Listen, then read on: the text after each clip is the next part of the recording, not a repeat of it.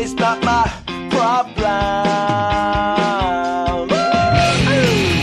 When I feel heavy metal, and I'm pissed and I'm beat. When I lie and I'm missing all of the time, when I'm never sure why I need you. Please let me shout. All right, welcome to the night edition of the Prospect Podcast. I'm Coach Schumann. I'm here with Coach D. We're up in the top today, or from this morning, I should say. And then we have Coach Venturino with us. We're glad to have you, Coach. It's good to talk some football with you. We'll talk some youth football, some high school football. It's really great to have you on today. I appreciate you guys having me. Coach, coach at Jefferson High School, coached at Habakkuk High School. He's been around a long time as a football coach. At the high school level, is now coaching his kids at the youth level. So we're going to dive into some of that stuff. But Coach, if you can kind of go a little bit into your background and over the years, kind of how you got into coaching, and then leading up to today. Yeah, I think like most kids growing up, you love the game so much that all you want to do is play, right? And there's a difference between backyard football and actual 11-on-11 tackle football. But I tell you, the minute I gripped the ball, I just became a student of the game, I guess you could say. Watched a ton of it. Played ever since I was a little kid.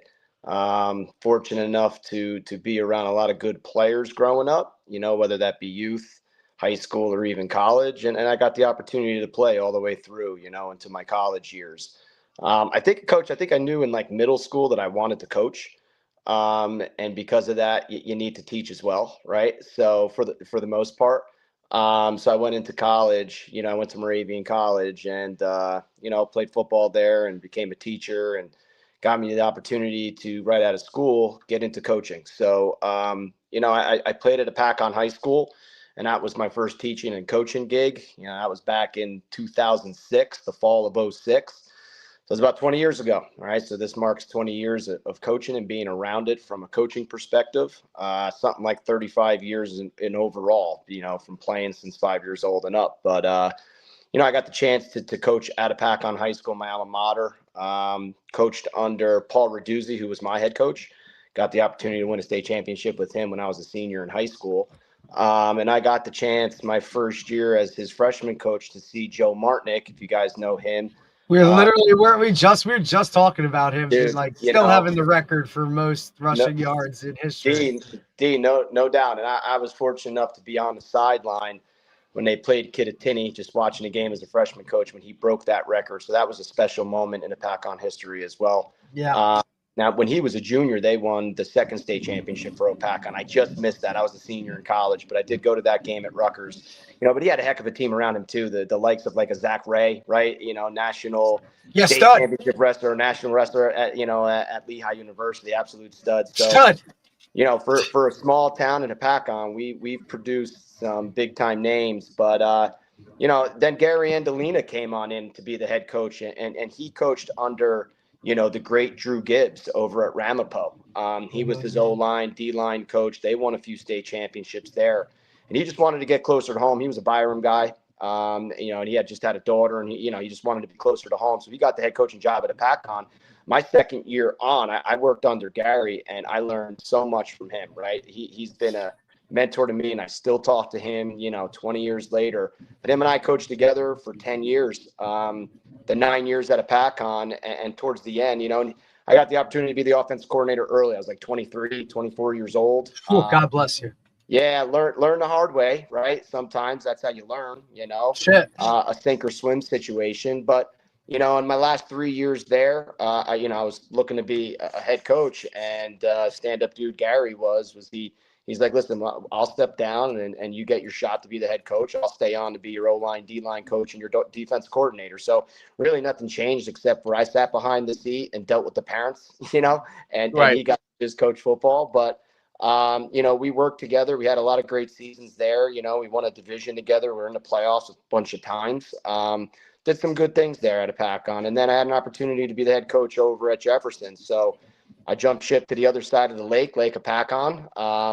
And Gary came along with me my first year to help me get the base and the foundation. He came over to be my O-line, D-line coach. And, 6 years later, we won a state championship in 2021.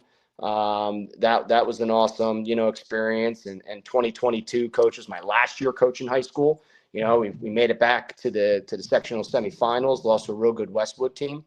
And then Always so good. Always so good. They're always at the top. In the last 3 seasons, I've been in the youth world. So I live in Green Township, and my kids play for Newton Youth Football. And I was just, my youngest was in tackle, and I was trying to do both as a head coach at Jefferson, driving late at night to Newton. And it was just hard.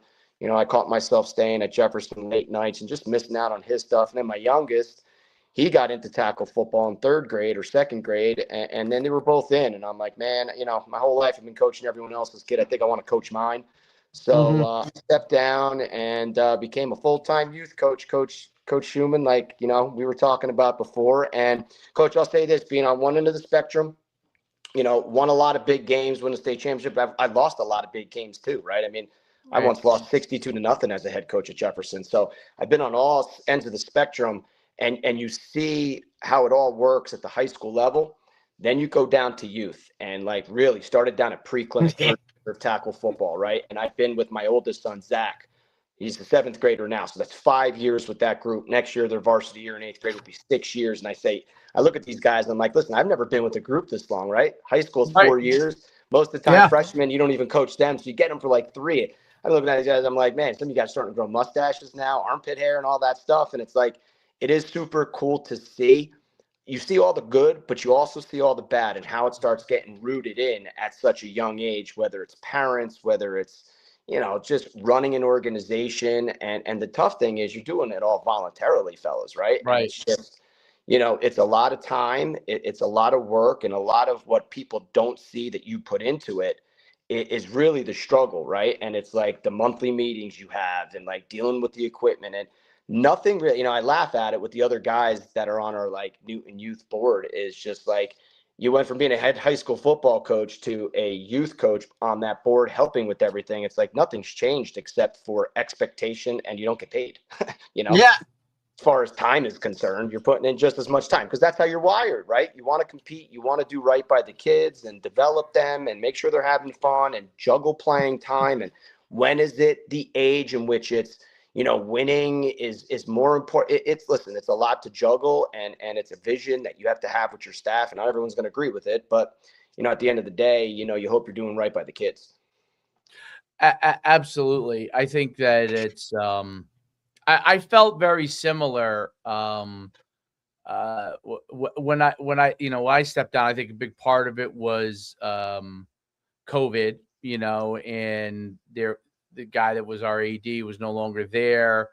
And then it was a different group, and COVID made it tougher, that the process tougher.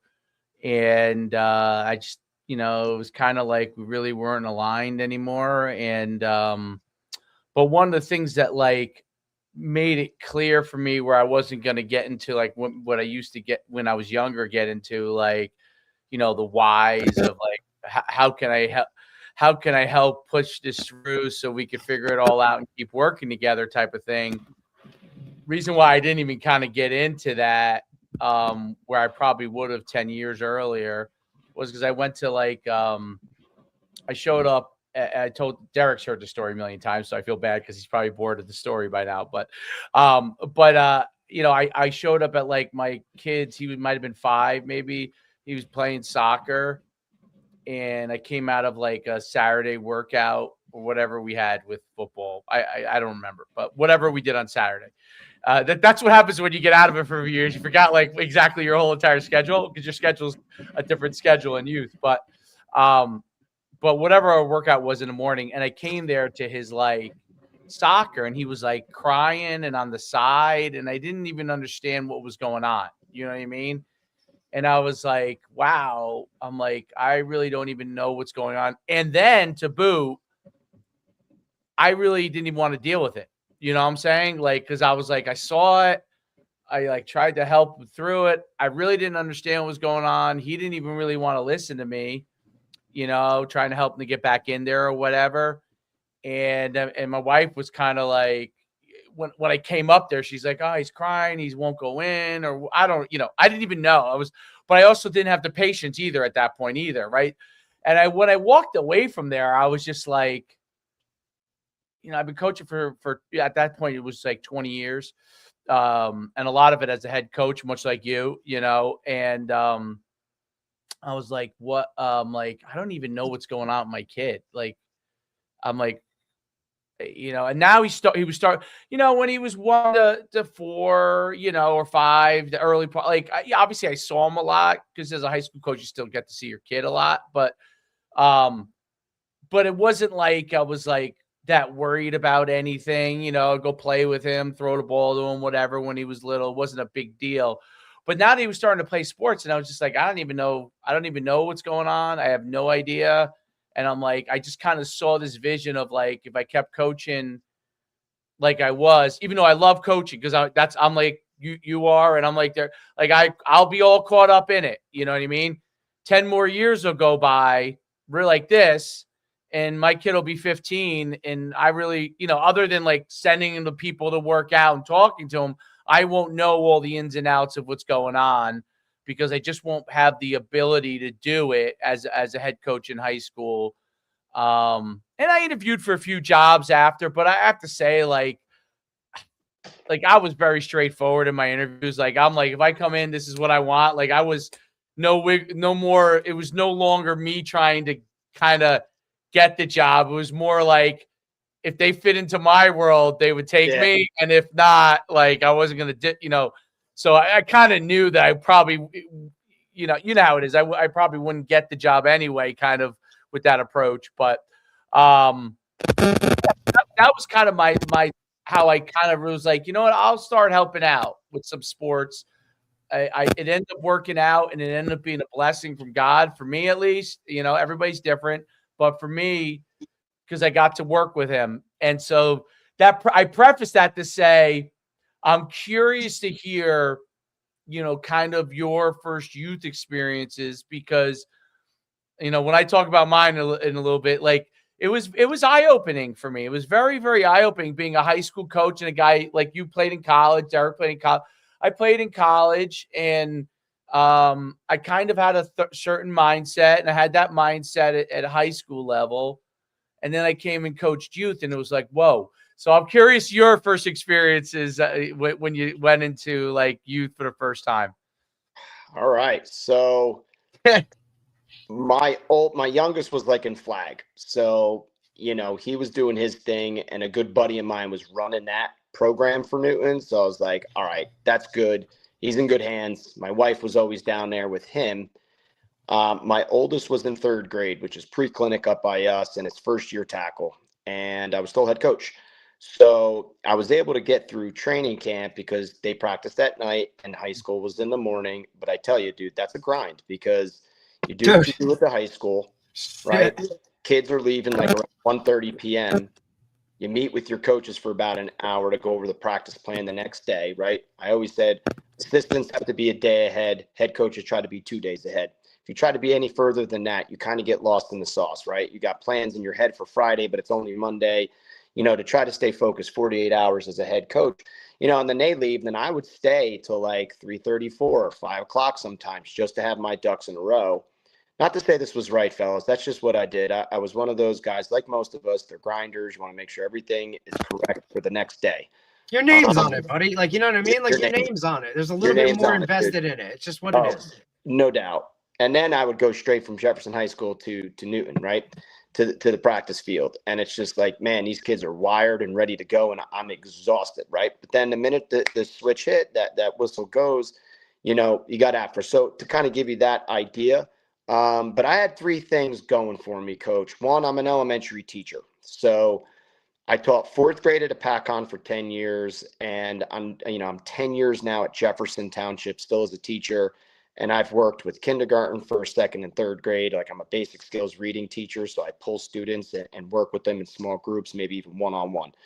So the fact that I've been working with younger kids for 20 years, that helps. Okay. On how we were talking earlier about before how your Yeah. son's a quarterback coach, and I work with coach or quarterbacks as well, but like, have the ability to talk with kindergarten kids all the way through to seniors in high school, that's not an easy skill, but with the experience, you learn how to navigate, and more importantly, what kids are capable of doing based on their age.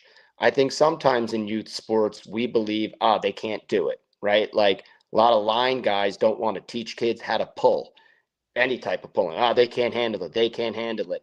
Well, no, they can. If they could read, they can pull, right? And it's like you teach them the proper way and show them, and model it for them and scaffold it for them. They're going to be able to do it, may not be perfect, but they can do it. So that was one. Two, fortunate that, a good buddy of mine that I played high school and college ball with lived locally. And he's like, yeah, man, I'll help you out. I have the nights free. And he was a lineman. And he's also an elementary teacher. So he's been coaching with me now for a handful of years in the youth. So, like, you got a real good listen. We all say outside of your head coach, the best coach on your staff has to be your offensive line coach, right? It's crazy. It's crazy that we're talking like that because we literally this morning we had Coach Mike Colombo from Immaculata High School. Same gig, right? O-line guy. And that's literally what it was part of the conversation was, look, O-line guys. I've always felt that way about your O-line guys should be one of your top hires when it comes to it. Like that guy's the most important, but it's funny how it all links up. Listen, that guy has to be his own head coach. He's like his own coordinator in a way, because it's like, man, I was lucky enough towards the end of my coaching career, hence why we were good and we won state championships and we went deep into playoffs, is because we were two platooned as a staff, right? So over time, you build a good group. I had 13 guys. I was one of them. So I had 6 on offense, 6 on defense, O coordinator, D coordinator. I was neither. And they would run their own meetings. And after an offensive meeting, I would see the offensive line coach go with the 2 other O-line assistants. We'd always have 3 guys, right? The varsity coach, the varsity assistant, and then the younger, freshman, sophomore O-line coach. And then he's talking about his 40 to 50 minute, because listen, you know how practice plans are. It's like, hey, we're going to do this. We're breaking up with this, doing that, quarterbacks, running backs with receivers. And it's like offensive line, you're in the corner for like an hour and 20 minutes. Well, we'll catch up with you in inside run game, right? Right. So that guy's got to be on point. And luckily for me, a buddy of mine, Brenton Runny, he's got the elementary teaching background, the football background, and having him teach those young kids is great, because then I was able to work with all the backfield stuff, because that's tough for them at this young age. And the third thing was our president, Bill Young, gave me an opportunity to come, right? Like being the head football coach of a town that plays Newton, right? Like one of the years I played Jefferson played Newton in the sectional semifinal game, right? And I'm coaching in the youth program at Newton, but yet I'm coaching, you know what I mean? And like the kids were so young. The kids that I were coaching were so young. They were like 3rd grade. Some of them didn't get it. Like, yo, why are you wearing the maroon at 6 to 8 p.m.? Right. And then you go wear green. Yeah. Dude, it's a Friday night in Newton and you're wearing the blue and gold for Jefferson. Like, that was a little strange. But, those were the 3 things, Coach, that helped. But the toughest thing for me was, how intense could I be? How I am, as a high school coach to how I am as a youth coach. And I'm going to be honest, I didn't change who I was. And when they were young, maybe I was wrong because I was way too intense, but that's just who I am. Like, I love them. Kids know that. Listen, they know I love them. And the parents, it took them a little while to get it too.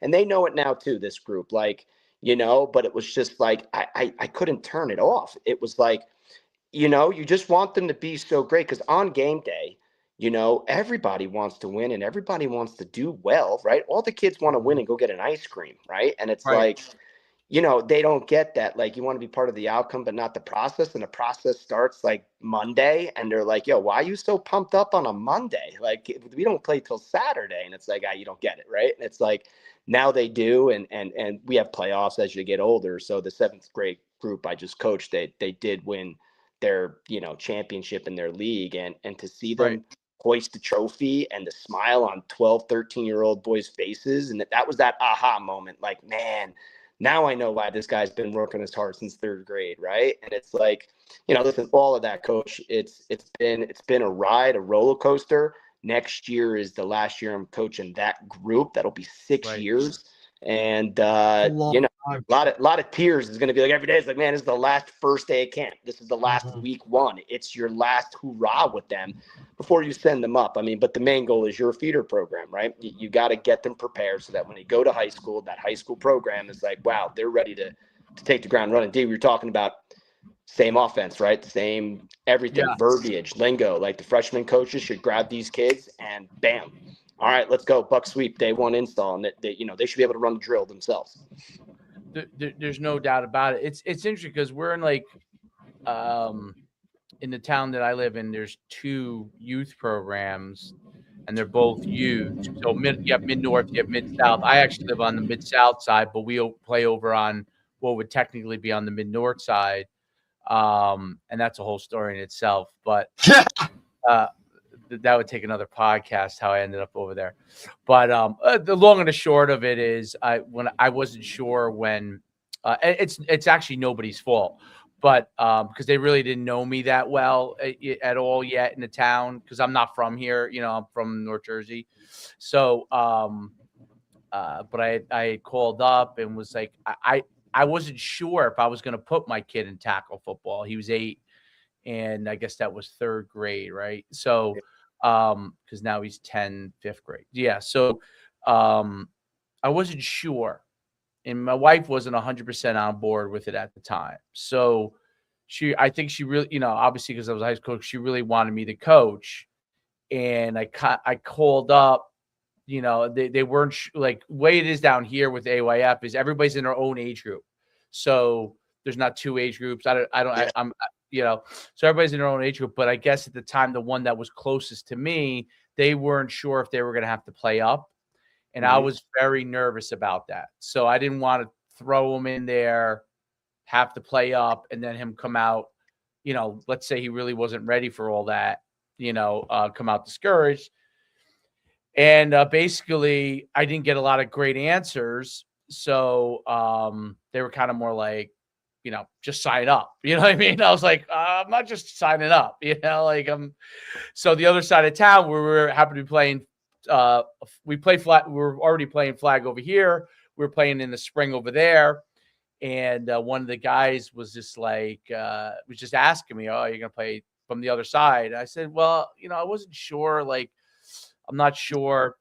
I talked to some of those guys and over at the time, Mattawan used to have that all-star team, Derek, right? Remember that they had that over there, and so those guys were actually all starting 11 of the oldest group leave and all go to Bergen. Like that's what we're dealing with. But they were like, oh, they knew me from the camps and from 7-on-7 and stuff, and they're like, hey, why don't you bring your kid over here? Blah blah blah. So I just have to mention it to, I didn't know what I was going to do, and they're like, well, hold on, don't you know our director? And I'm like, the name, who is it? And they said, oh, I know. He was a coach at high school coach at the time. I can't remember where he teaches now. I think he teaches at Colonia, but I can't remember where he was a high school coach at the time. But he was like, yeah, I'll have him give you a call. So he gave me a call. He's like, dude, we'd love to have you coach and bring your kid over here. And we could use somebody at that level to really kind of take over the program. They had someone that wasn't as inexperienced that did it last year, So I was like, all right. So that was basically how I went over there, right? But I didn't realize there would be backlash because I live on this side of town. But once he got over there, it actually worked out great because he has a ton of friends over here. He has a ton of friends over there. And he goes to Catholic school, so he has a lot of friends from his Catholic school. So he's got a lot of kids that he ends up, being friends with. But it's such a huge town that, believe it or not, there's plenty of talent. So we lost to them in the state championship, the semifinals. They actually won the nationals, so the national championship. So there's a lot of talent, but it ended up being a great. But I had no idea. I literally had no idea what I was getting into. It was the 8 and 9 was like development, like kind of how yours is. It's development. You're on the field with them, and Mhm. you know the but then this year was our uh actually no, 9 was competitive for us. 8 was development, 9 was competitive, and 10 was competitive. So but the first year was development, which was great because it gave me an opportunity to figure it out myself, like how I wanted to work Yeah. it. But much like you, I was as calm as I was able to be, but I was still intense. Like I like, you know, and I kind of look at it like every year. I tell the parents this every year we're up in the ante a little bit more. So like our expectations of what you guys can, what you can do, like what I'll deal with at 8 is not what I'm going to deal with at 11. Right. So, if an 8-year-old, sometimes I had a kid when they were 8 say he was scared of the dark. So every time it was dark, he would just sit next to me the rest of the practice. These days, so the rest of the practice, he sat next to me as soon as it turned dark, he sat next to me the whole practice. So I'd be calling plays and setting things up, and he would be plopped down, sitting right next to me. And every time after I call the play, I would talk to him for a couple seconds. He would get into games, but he wanted to be on the team, but he was still a little kid. Obviously now as it got to be 10, they're much more intense. I mean, this year they were very, very intense, very, very, very focused. And this year they all wanted to work out. Like, they're like, what are we gonna do in the off season? I'm like, well, I can put something together for you guys and we could do it. I mean, nowadays there are plenty of trainers you can go to, but if you want us to all work together, I'll put something together on a Sunday.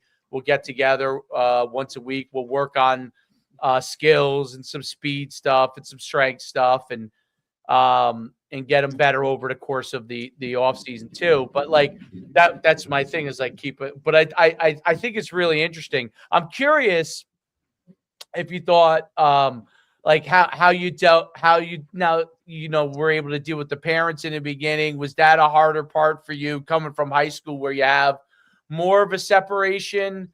They're also your peers, right? Because they're a lot of times people you're friends with. So I'm curious how you dealt with that when you first got into it. I'll say this: when you're in high school, it's your job. So you're going to be professional, and you're going to go about handling it as professional as you can. Not to say you shouldn't do that in youth, but when you're volunteering, it's different. You're right. It's like, hey, I don't see you putting in not only the time on the field, right?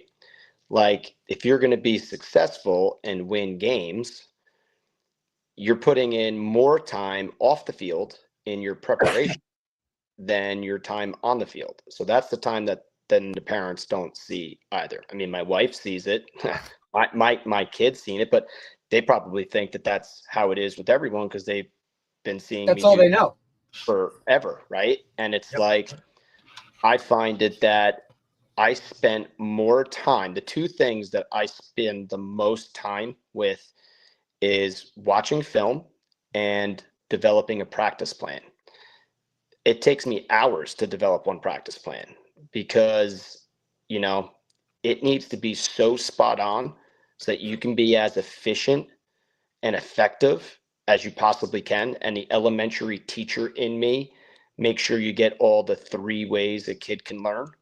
So like the kinesthetic is obviously you're moving out there, the auditory, everyone's also speaking, but the visual learning is important too. We are lucky that our practice field is next to our shed. And I told the guys that I'm close with on my staff it's like a big bay. The town gives us like a big bay, the DPW. And we have all of our shelves for all of our equipment. It's a big cement rectangular prism. And I'm like, man, we got to do something with this. This became like the coaching office. For me, at least, I needed that for my own sanity of leaving high school, and that's all I knew. And I just needed something to have some camaraderie with the fellas. and a place to chat and talk some X's and O's. I mean, look, it's third, fourth, fifth, sixth, seventh, and eighth. So it's like we're all running the same system. Let's get some whiteboards up here. Like if the fourth grade coach wants to ask the seventh grade coach a question, we should be able to get on the board real quick and do that. And you should be able to get on the board real quick and show the players that too. And then, bought a TV. Next thing you know, now there's a big TV up on the wall. And 15 minutes before every practice, we go in there and we watch film. So if it's training camp, it's, hey, we're watching film. Today's going to be buck sweep install. We're going to watch a couple clips from huddle from our, buck sweep from last year. Get the visual, draw it up on the board. Let's go out there and go. Point is, guys, it's just a lot of preparation, right? And parents don't see that. Now, it's not your job. You're not getting paid for it. So I don't hold much value in what the parents are saying in youth, as I did say so much in high school. And that's not to be disrespectful to those parents. It's just like, hey, look, we're doing this because we want the kids to have a great experience on the field. So just let us do our thing. If you feel like your kid is being treated unfairly and it's an unsafe environment, that's a different story. Correct. But there really isn't any room for opinions on how we should do it, the X's and O's, and listen, guys, what's the main thing? It's the playing time, right? It's playing time at high school, it's playing time at Always. youth.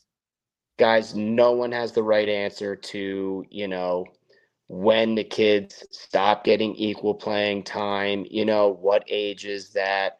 And listen, a lot of things, it becomes a safety issue out there on the field for some kids. Football it is a big safety issue. It's a physical, violent collision type sport. And it's usually, coach, not the kid who might, physically not be able to handle it. It's going to be someone else who gets hurt because now they're getting 2 to 3 guys on them. Listen, and our goal is to culture trumps everything. And that's we actually got a big poster sign made up that says culture trumps everything with the Newton Brave head on it and everything in there. And, it's just because it's the truth. It's the culture you set with your team. And I say this all the time to players, and when you get a chance to the parents too, is football in all sports, 95% of it, you're gaining so much. The dedication, the commitment, the camaraderie, the setting a goal. Are you achieving it? Being a part of something.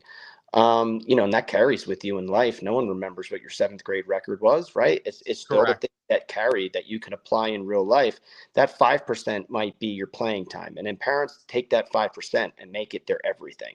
And it's like, hey, look, we've done so much for your child that there's more to it than just the playing time. And you're also a part of something, and that's why when I was a head coach at high school, I valued every player on JV varsity, and I gave them a varsity letter regardless of whether you playing time on varsity or not, because how are you going to sell that you needed that JV player who is sore from a Monday JV game, that you need him there on Tuesday to be a scout player for your team so that the varsity can get a simulation so that they can get prepared for Friday night, and then they're not going to get a I'm sorry, but you're part of it. If you're going to the state championship with us and you're putting in those extra weeks, an extra month of football when everybody else is done playing in the fall, you're getting a varsity letter. I don't care if you played or not, because it shouldn't be about your skill talent. It should be what's your dedication to the team to do your role in your job. You don't have to be the starting quarterback, but if you're going to be the scout quarterback getting our defense ready week in and week out, and our defense does well, to me, that's earning it. I mean, your practices are harder than your JV games. So it's your culture that, it's not about the playing time and everything else. It's a matter of what you can contribute and how better do you get year to year, and how are you carrying those skills that you're learning into your regular day life, So, I mean, how do you handle the parents? Just like everybody else, there's no secret sauce to it, right? It's got to have conversation so that, they're calm and they're not really irate, but go by the 24-hour rule. Take a day, relax. Is it that important? And all those things, all those cliche sayings, Yeah, and I always and each year I think I've gotten better at it with the youth parents, but I try to. I'm amazed that actually more coaches don't do this. Like in our program, which is a very good program, very well run. I know that I'm one of. There's the guy below me does it as well. My group, the group below me, he has a meeting with the parents that first week just to kind of set expectations with them. And I do that. I see him doing it because we just happen to be sharing the same field, but I see a lot of other ones don't do it. And I always wonder, when parents start to rumble, if you haven't set expectations to them on certain things, then how do you have answers for those questions? You know what I mean? And you must be. Oh, there you are. So I think that's really one of the things that I was like, I'm just going to treat it like I treat high school. Like, make sure I set expectations with them, tell them what I think is acceptable, what I don't think is acceptable. I had to learn a couple of it the first couple of years that we get some, because they know you, they're friends with you, I get some drunken texts, you know what I mean? I'm like, but they those before I really kind of started to really set expectations, they would get the message because I just wouldn't respond. You know what I mean? Sure. So, but I started to really like set the expectations, and I found that to really be good. But I do think you're right. Like the two things that's always hardest, no matter what, is playing time and the ball. I would say the ball is always a big thing, right? Yeah, we get some issues with that too. You always have. I think those are the two. To me, has always been, because I know, like I tell them, like, you'll watch our practice. I tell them, not that I'm not judging what other people around me do, but the way that we teach tackling, like we do the rugby style, like I went and got myself certified on Avantis to be able to teach, advanced level rugby style. I bought the pads, the rugby stuff from the rugby stores and stuff like that. Derek recommended to me the what's it called again, Derek, that I use?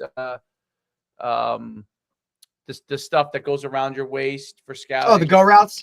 The go routes. So I got the go routes for them to make us much more efficient, especially for the defensive practice, so I could run the offensive scout when the defensive coaches run, so I could get those guys going really fast. Like we would get, because sometimes, when you're going through stuff on offense, it takes a little longer. We get the defensive team, and I'm like, oh my God, I like to get them out of there between an hour and a half and an hour and 45. So let me ask you, Coach, are you doing that in youth too? Like you're running offense for your defense? That's funny because I thought about that for years because that's always an issue at high school, right? It's like, and you get practices going great. Defensive practices are awesome because you're freaking, I tell you, you got to play fast, physical, and pissed off. That's how you play defense, right? And it's like the practices go much more intense, but then you get to team and it's like, right? It just drains because of the amount of time it takes to get in and out. The go route. Unbelievable, brother. So the go route allowed me, first of all, when I come into practice, so I don't have an office like you do, by the way. I feel like I should move to Newton because that would make me a lot happier if I had an office there. But I come in with the whole cart and everything, and my cart is loaded to the brim. All the other parents from all the other teams are like, "What the heck is Coach Schumann doing down there?" Because I got a double-decker cart, fully loaded with pads. You look like that parent going to the beach with all the little kids. Yeah, that's exactly what it is. It's like John Candy on summer rental. and that the head of the youth organization, he's like, you can leave your stuff here. I'm like, some of this stuff's expensive. It'll walk. Yeah, you know what I mean? It'll be gone. It'll be gone. So I just, it's nothing. It's not any, it's not anybody's fault. That's just the reality of the world we're in, right? Yeah, you know what I mean? Absolutely. Don't leave anything behind. Exactly. So I would, so I bring it in, but I had the go routes. And so it helped me so much cut down my preparation because I do my practice plan and everything, but my scout cards for offense are already cut for so if we play, sometimes we play Saturday, sometimes we play Sunday, whenever it is. By Monday's practice, I would say 80% of the scout cards already ready for the very first practice. And by Tuesday, I have 100% of it done. And what allows me to do is, so if I get caught up for some reason, you know what I mean? Because I said to parents, hour and a half, hour and 45 minutes, I don't want to go over, and if I get caught up and I'm like, oh my God, I only have 15 minutes, I know defensively, the defensive group is going to have no problem because it takes them about a minute or two to get everything on. But once everybody has it on, everybody has the go route on, I mean, I run in 10 minutes, I'll run 20 to 25 offensive scout plays like this. Like I just click it. They all the kids line up, and the kids who are, in general on scout team for the most part on offense are usually with me most of the time. And then we figure out how to rotate them so they get the stuff that they need to get defensively over the course of the week. But the majority of those kids are with me. They now know, like when we go to team, whether it's offense or defense, everybody gets dressed other than the go routes for what side they're going to be on. So they have to put pennies on. They're in pennies. Whether they jump over the other side of the ball, it just makes it easier. Like for the quarterbacks, okay, there's one kid over there that has a matching penny. We can figure that out with you. But for the most part, it makes them a lot faster when we flip over to the for defense. So when I run the scout team, I have a guy who's really great with me that helps me coordinate it all, and we get it on and we just call the plays. And if for some reason, like he goes along at the same pace that I do, so he just looks at the play as I call the play, make sure everybody's aligned up just in case, because they're kids. Sometimes they look, it's amazing. They can look at a circle and go to the wrong place, but they can. And he makes sure we're all aligned, and they run the play. I have a third coach just in the effort most of the time from a speed standpoint that will run quarterback. But actually, my other quarterbacks I've had times when he wasn't at practice. Sometimes guys have work or whatever. And I've had quarterbacks that, were my next quarterbacks just run it because they just look down and they know what to do, So it goes so fast. It helped me efficiency-wise tremendously. I thought it made a huge difference for us defensively, where I thought we were good last year. This year, I think only 2 teams actually scored on us the whole year. So it made them better, and it made my defensive coach allowed him to focus on coaching them. He didn't have to go and say, hey, this kid's should be blocking this guy. We have it all. Like it's, and nobody's fumbling with papers or anything. Nobody's guessing. So it's all on the card. It's exactly drawn up. And I'll tell you one thing I went further with, because the team that won the national championship, we actually played them the toughest of all the teams. But the first time we played them 3 times in the same year. And the first time they beat us pretty good. And I realized, wow, we've got to make sure that we're a little bit more on point. It was first game of the year. And then we went on a run just with like smoking everybody. And each time we played them better and better. But what I did is I took all the stuff and put it into I think I used one of the AIs. I don't remember if it was one of the AI programs. It might have been ChatGPT, but I can't remember. I put it into it and asked it a bunch of questions. Like I took my spreadsheet from Huddle, put it in there, asked it a bunch of questions, and it spit out reports for me that I handed to my DC. Nice. They were flabbergasted. They were like, wait a minute, this is 100%? I'm like, 100%. 100%. They're like, okay. So, and then we learned over time, okay, well, this kid, even though the play was 100% this way, this kid's a really good athlete. So he actually, from learning from putting it into AI, we realized that the kid is going to the B gap. They run the wing T, the team but they don't really pull guys, but they run the wing T, and the back is such a good back that he's B gap to A. Sure. And he'd make you. So if you overcommitted, he'd make him right. He was a heck of a back, and he would make him right. But the AI helped us out so much. So we had all this stuff going. Our practices were super efficient, and the parents, like I said, the only complaints any parents would have would really ever be how much time their kid gets, and the ball, right? And I said, like, when we do throw, we probably throw more than a lot of other teams. But when we do throw, the quarterback has a couple of reads. It doesn't mean just because your kid is in one of the main reads that the ball's going to go there. He's standing back there and people are in a full speed sprint to him. You know what I mean? Like he's making quick decisions. In the run game, we have 2 or 3 guys that are probably the main ball carriers. Other kids get 1 or 2 here and there because I do try to spread it, if I can. And but there are, when you get into some of the bigger games, and this, like, what am I going to turn around to the team and say, hey, I didn't try to put the ball in the kids who I think could score touchdowns hands when we're in a championship? No. And when we get to that level, we get to the playoffs, the guys who are hot that day, like really playing well, try to get them the ball. Because sometimes in youth that does rotate. Like maybe you have 3 or 4 good ball carriers or athletes, and then one guy is just, I don't know, he's on fire that day, right? And all of a sudden he gets 8 carries or 10 carries, and normally maybe he had 5. I tell parents, that's how it's going to roll. When we get to playoff time, I'm going to see who's hot. Like, and I mean, in the first round of playoffs, my son had a foot injury most of the year because he was growing, and he's got this like Severs, which has gone away, thank goodness. But so we didn't run him very much. We really just had him throw, and he can run, but we just didn't have him run that much because I just didn't want to put him in that much pain.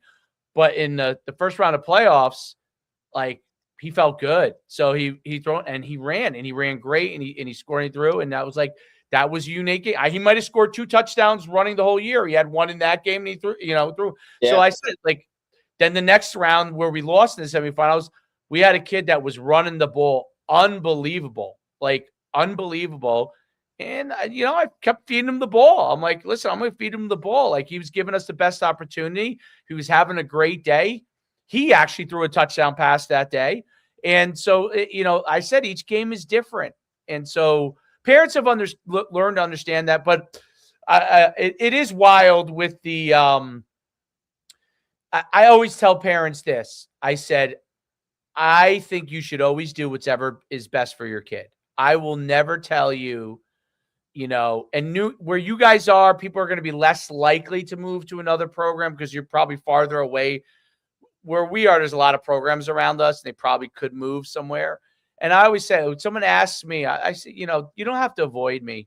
Like, I get it. I could tell by the body language that you're not happy. I could tell by, I coach for a high school just like you have. I could tell when a parent's not happy, and it's usually not the kid per se. It's usually the parent that's not happy. But I tell them, I'm like, you have to do what's best for your family, and we will be fine. Like, the one thing I learned about youth is there's always a new kid coming out for football the next year. There's always a superstar that mom now allows them to play this year, didn't allow them to play last year. So we'll be fine. It's about the culture, like you talked about, creating a culture of what we want them to continue to learn. Yeah, you got me there. Yeah, you got me there. You're not wrong there with any of that.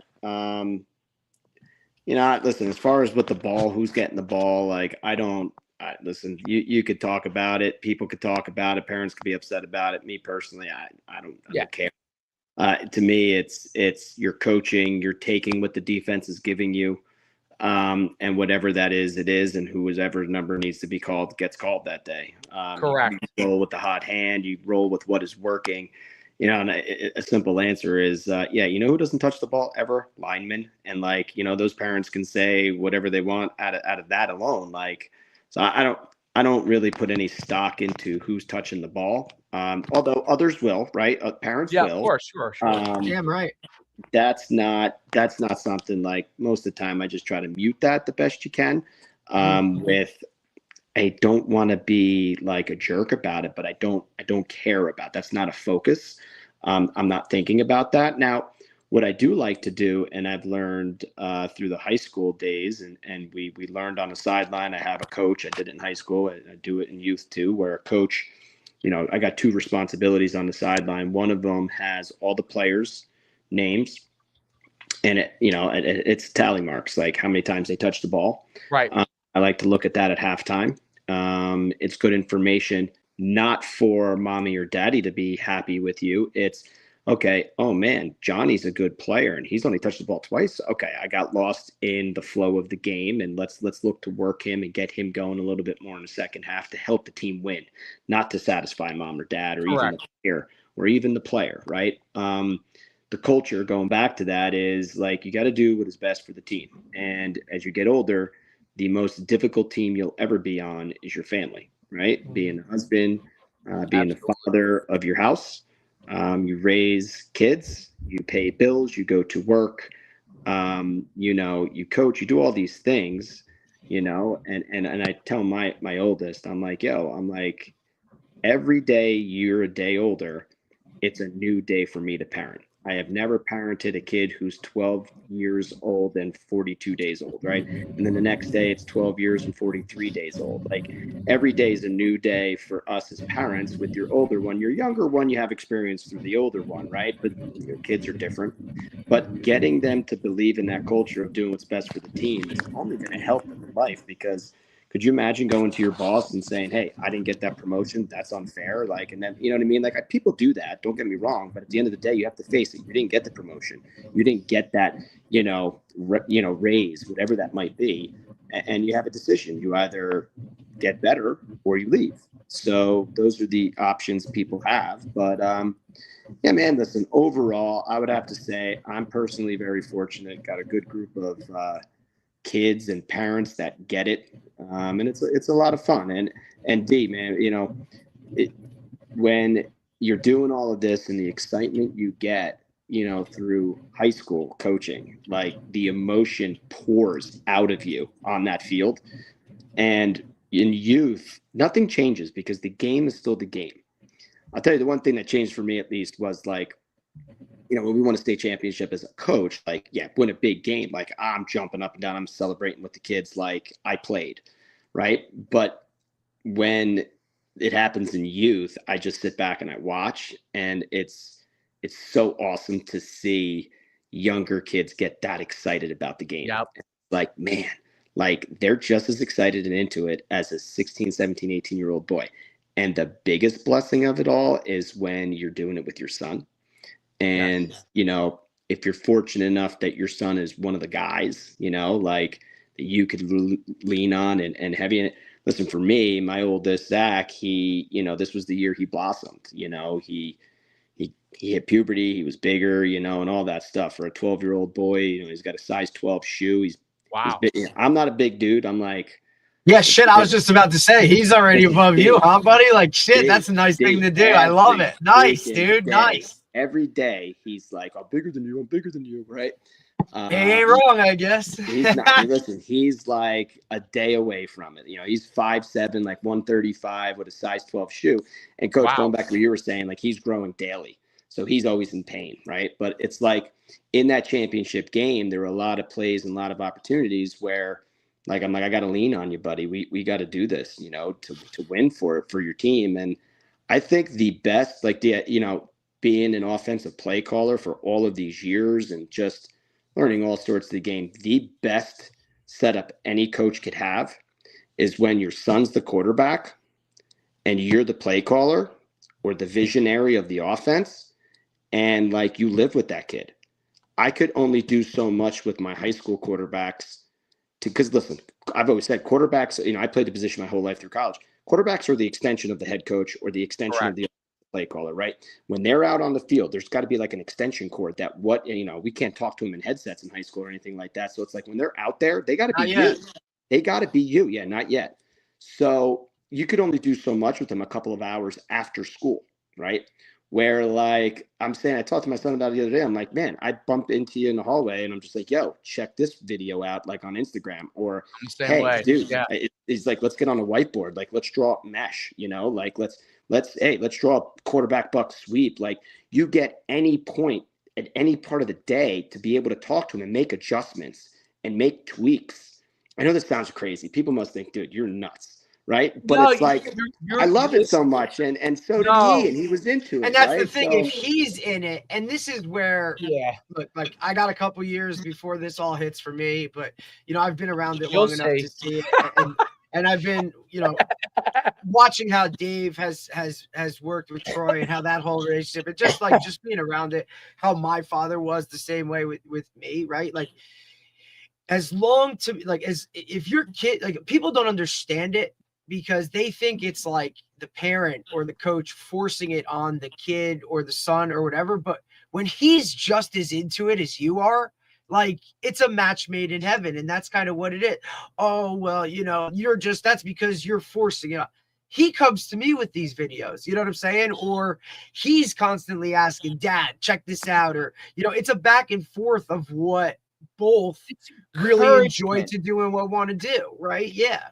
So to me, it's encouragement. Like, cause I see, and because me and Derek do this podcast, like we're down, social media, our algorithms are like, I always say my algorithm is just fucked, like I got TikTok youth things coming in, and then I got speed stuff coming in, and then I can't even get, I like politics, right? I'd like to get more politics in my feed, okay? But no, I don't get any of that. I'm getting like, every sports thing in America just because of all the stuff we do. You know what I mean? So yeah. But I think that like one of the things that I think, and I love Greg Olson's podcast. Oh, dude, I follow that, man. I do. And really I feel a little bit better about myself because sometimes I think I'm a little over the top. But, his biggest thing, Coach, is I'm sure you were going to say was it's not how much we know. It's how good are we at teaching the kids so they know, right? Absolutely. And what you said earlier is very true. So, and I'm very lucky. My assistants, I didn't know them, but when I started coaching, we've all become like friends, and they're all on board with doing things the right way and on board with what has to get done. They're driven people themselves, but they're great people. So it's been great because I can give them stuff and they'll do it and do a great job with it. But I really think that like what you talked about is kids are able to learn a lot more than you think, as long as you're good at teaching it, right? As long as you have the good communication skills. There are people that might know what they want to teach but can't communicate it, well, you got to find someone that can. Sure. Because if you could communicate it, they will learn it. Like you talked about the polling, like we polled this year, like we're not like wing T per se. We're in gun a lot, but we have a lot, our blocking scheme is wing T. I mean, we're gap down back. Area blocking is area blocking. Every offense has power. Every offense has absolutely. I mean, that's how we block it. That's how we teach it. That's how we teach, all the down scheme and everything and all the pulling. So it's the same exact principle. And the kids, what I learned is that the linemen want to learn it. The linemen want to do it. It makes it a lot more fun for them. Like, listen, who wouldn't want to pull and go get out on a skinny, right? Like, let me go out there on that corner and let me get out in open space. I can't tell you how many times buck sweep this year. We're fortunate that, we got some athletic linemen. I'm watching them all play, rec basketball together now. And it's right. fun because it's like, man, I know why we win. Listen, we got some good skill players, just as good as anybody else's, right? You don't win championships if you don't have a good roster, right? You need good coaching and good players. But, the biggest difference for us is our linemen. We're not overly big. Like, we don't have one or two guys that are like over the weight limits. Like, we're not overly big, but man, are they well coached and do they work their butt off and they're still technically sound. But like, dude, guards are out in space running downfield on buck sweep with our running backs. Like, I'm waiting for the day one of our running backs just hands it to them for them to run it in and score in the open field, right? But I got that in the arsenal, by the way. There you go. You always throw a bone. Guard pull. It's like a hook and ladder. There you go. Listen though, overall, going back to, if you're the guy calling plays and that's your boy and you have the chance to do a little bit more, right, at home with them, but they got to want it. You don't want to force it. Listen, I love it. I absolutely adore coaching him. What he did this year was like, to me, like I was in awe. I never really showed it until after games, but like, I rode him though really hard. And I don't know if that's good or bad. That's just who I am. I'm sure when he gets older, he'll tell me the real truth of it. I don't know if he's going to tell me the truth now. I don't know how much he loves it. I could tell you, though, like his buddies are always smirking when I'm getting on him at practice. But that also sets the culture that if I'm able to get on my own son, I'm going to get on anybody. And it's just accountability. It's just holding everybody to a standard, and a high standard. And I'll admit, I'll be the first person to admit when I'm wrong. Listen, as much as you coach high school, and I've been in a lot of big games, there's still new situations that happen every game that you may not be ready for. You've never seen it on TV. You've never experienced it. I'll call timeout, talk to the kids, and be like, man, guys, listen, I'm going to think this one through for a hot second, and just be open and transparent and show them your vulnerability too, that, hey, I'm not perfect and I'm going to learn it. And hey, I'm at the point now where I've been with them for so long, and we have, listen, we're not Greg Olson and Luke Kuechly by any means, but my buddy and I and our defensive line coach, the three of us happen to all play at Moravian College together. So we have three collegiate guys coaching them. And, that goes a long way, but there are times where the three of us are in a huddle with them, like, hey, what do you guys think here? And they'll say, hey, QB sneak right now, let's hit it. And it's like, okay. And I think the biggest thing is once you gain your trust from them, and I think that's the biggest thing with my son and I this past season, we got midway through the season. We came off the bye week. So we were preparing for this team for 2 weeks. And the night before the game, I said to him, go get your notebook out. I go, you're scripting the first 10 plays of the game. He looked at me, he goes, really? I go, yeah, dude, script the first 10 plays and I'm going to call them. If they suck, it's on you. Only you and I will know. I said, or, it'll turn out to be some big stuff. And we did. Listen, I tweaked a little bit here and there with him, but it was his ownership of those plays. And we did. We got the ball. We opened up. We scored. And, it gave him a chance to see the game from the coach's eyes too, which I wish, looking back at it, if I saw the game a little bit more from a coach's eyes than a quarterback's eyes, that would have helped. But listen, man, it's all about learning, and it's all about, all the good stuff that we love football for. And, I'm fortunate to be around it with them. But I think I think, Coach, the way that you interact and do those things, it was different back when we played. It was a very much more of a militant, disciplinary, my way or the highway type of coaches. Back in the day, you didn't have that. The only coaches that were a quote unquote players coach today and kind of had those conversations with you were, the younger coaches, or maybe a younger guy on the staff that was just getting into it and was maybe just got out of college, or, you knew him as he was a player and now he was transitioning to coaching, right? That kind of, relationship, it's just different now. Coaching is different. It's just, there's not that, militant discipline, this way, this is how we do it. Don't talk to me unless it has to do with this type of thing. Coaching's evolved and changed a little bit with just how society is, good, bad, or indifferent, right? Well, Dave always says, I'm the mix of both a little bit, right? Because I'm kind of in that middle range where it was kind of coming to an end, kind of changing. But I just think it's a good point.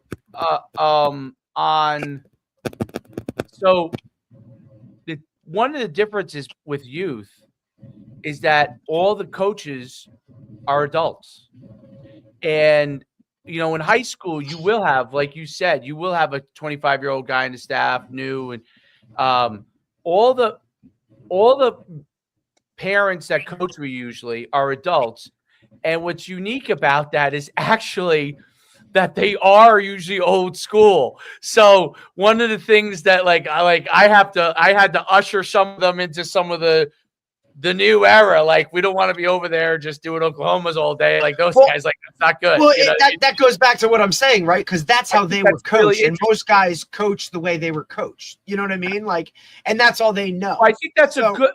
That's the good. I think that's the good, unique aspect of it too. Is that, like you said, is that because they are older and they're probably more old school.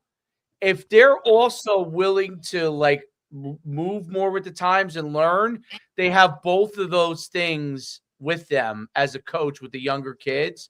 And I think the kids learn really, really well in that environment with a coach who's like coach is who's a high school coach who's come down, knows a lot of the obviously modern things that's happening, but also has experience coupled with guys that are dads that, maybe some of them haven't played in 15 years.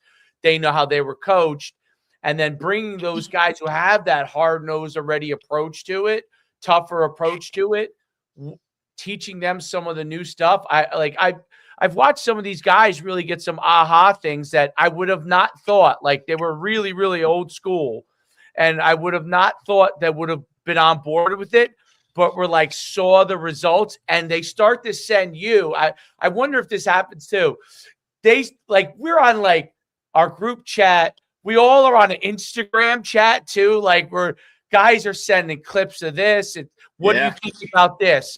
You know, I don't love this. Oh, this is awesome. Like, let's use this, you know, and you get all that kind of interaction where what I think is what's become a really cool thing about youth is in the end game, I think for the most part, most of the, especially the parents you coach with, they want their kids to succeed as much as they possibly can.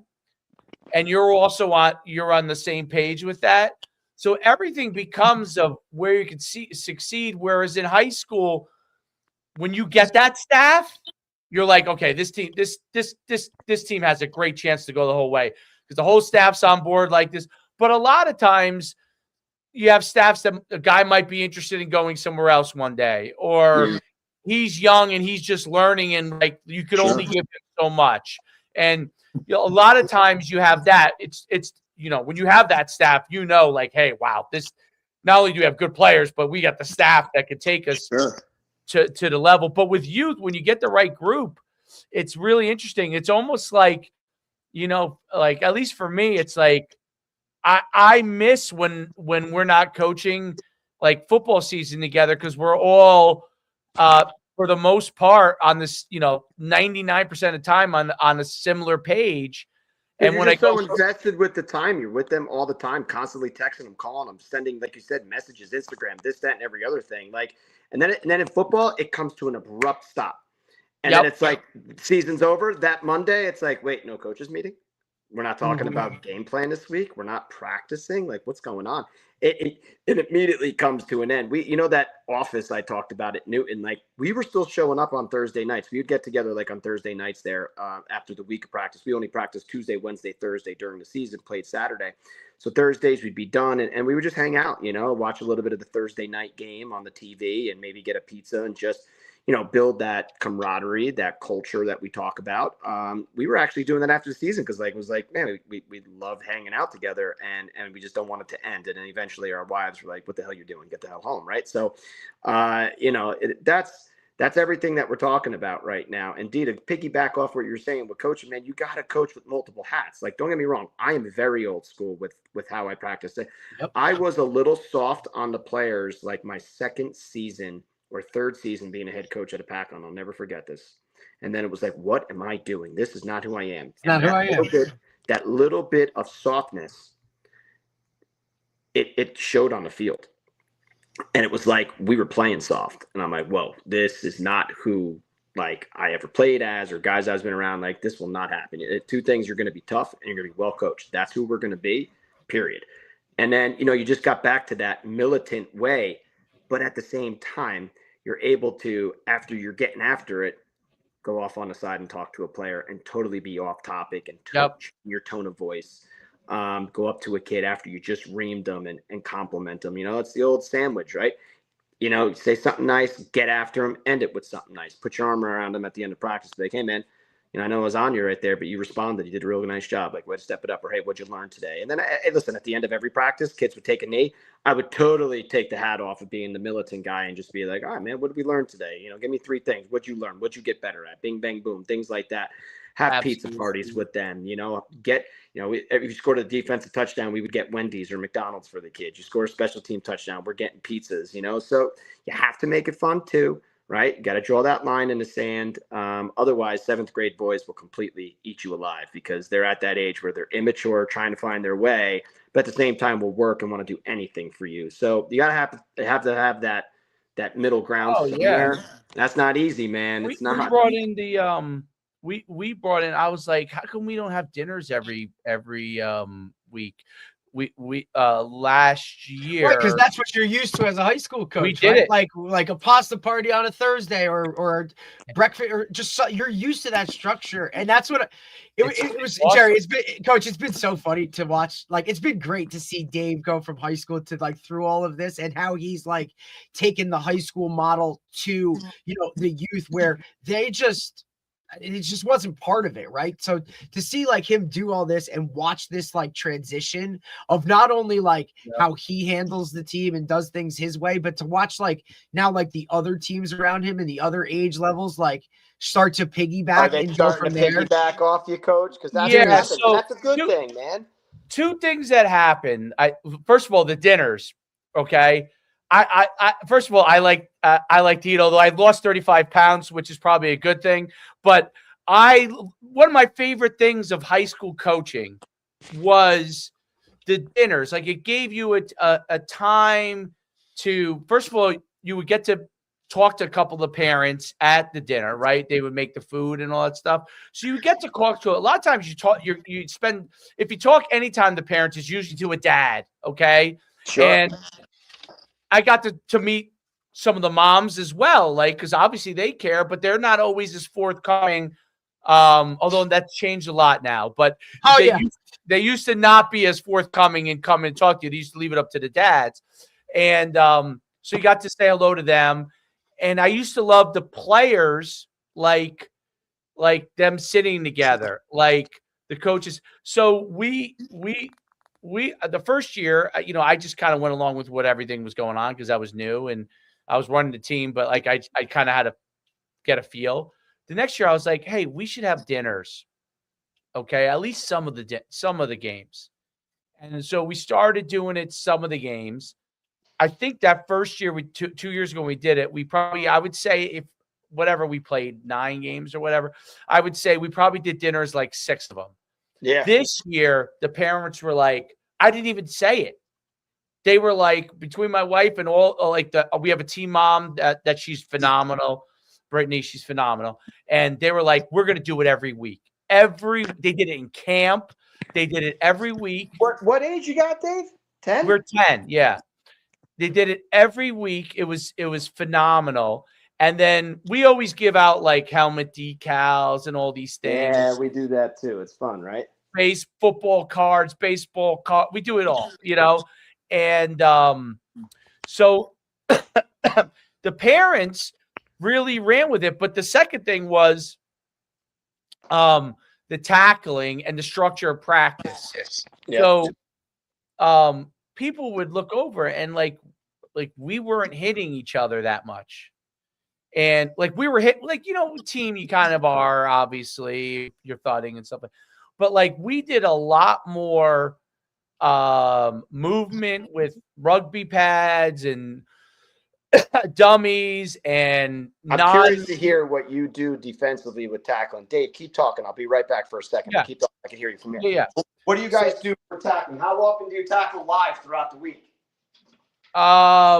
We never go full live. Okay. Like we everything is thud.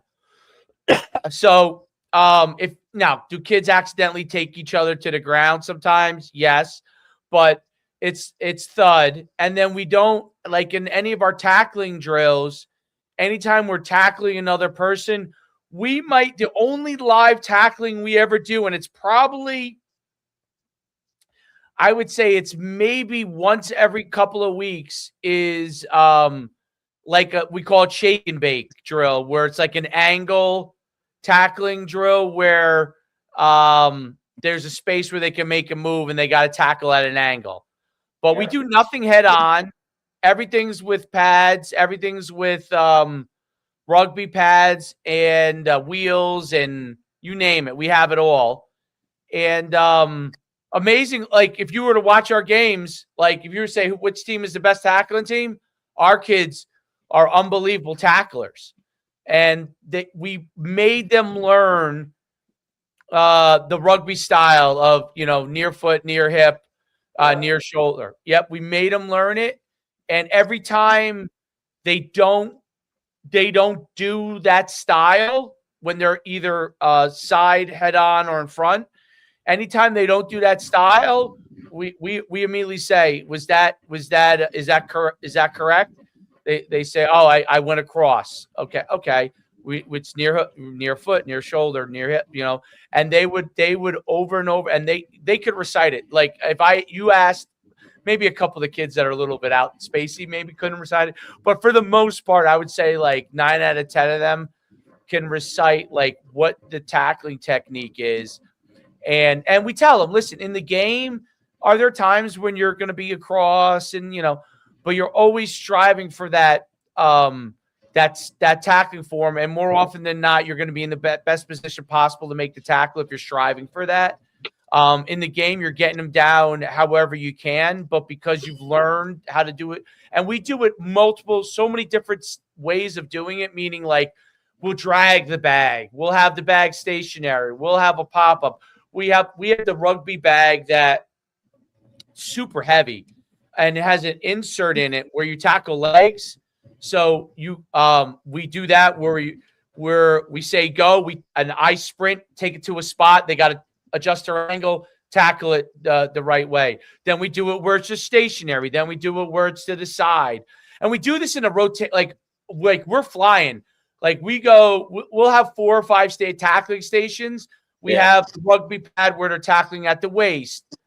And we do it, they're getting probably in the, I would say 10 to 15 minute tackling between all the stations. I would say they're probably getting 25 to 30 tackles in that time period. We could never do that in any other way. I didn't do it that well in high school. I had we had a pretty good tackling circuit in high school, I thought. But like I thought we did we got a good amount of tackles in. But I upped the ante with these guys because I wanted everyone to see that you could do it without having to go kill each other every single time.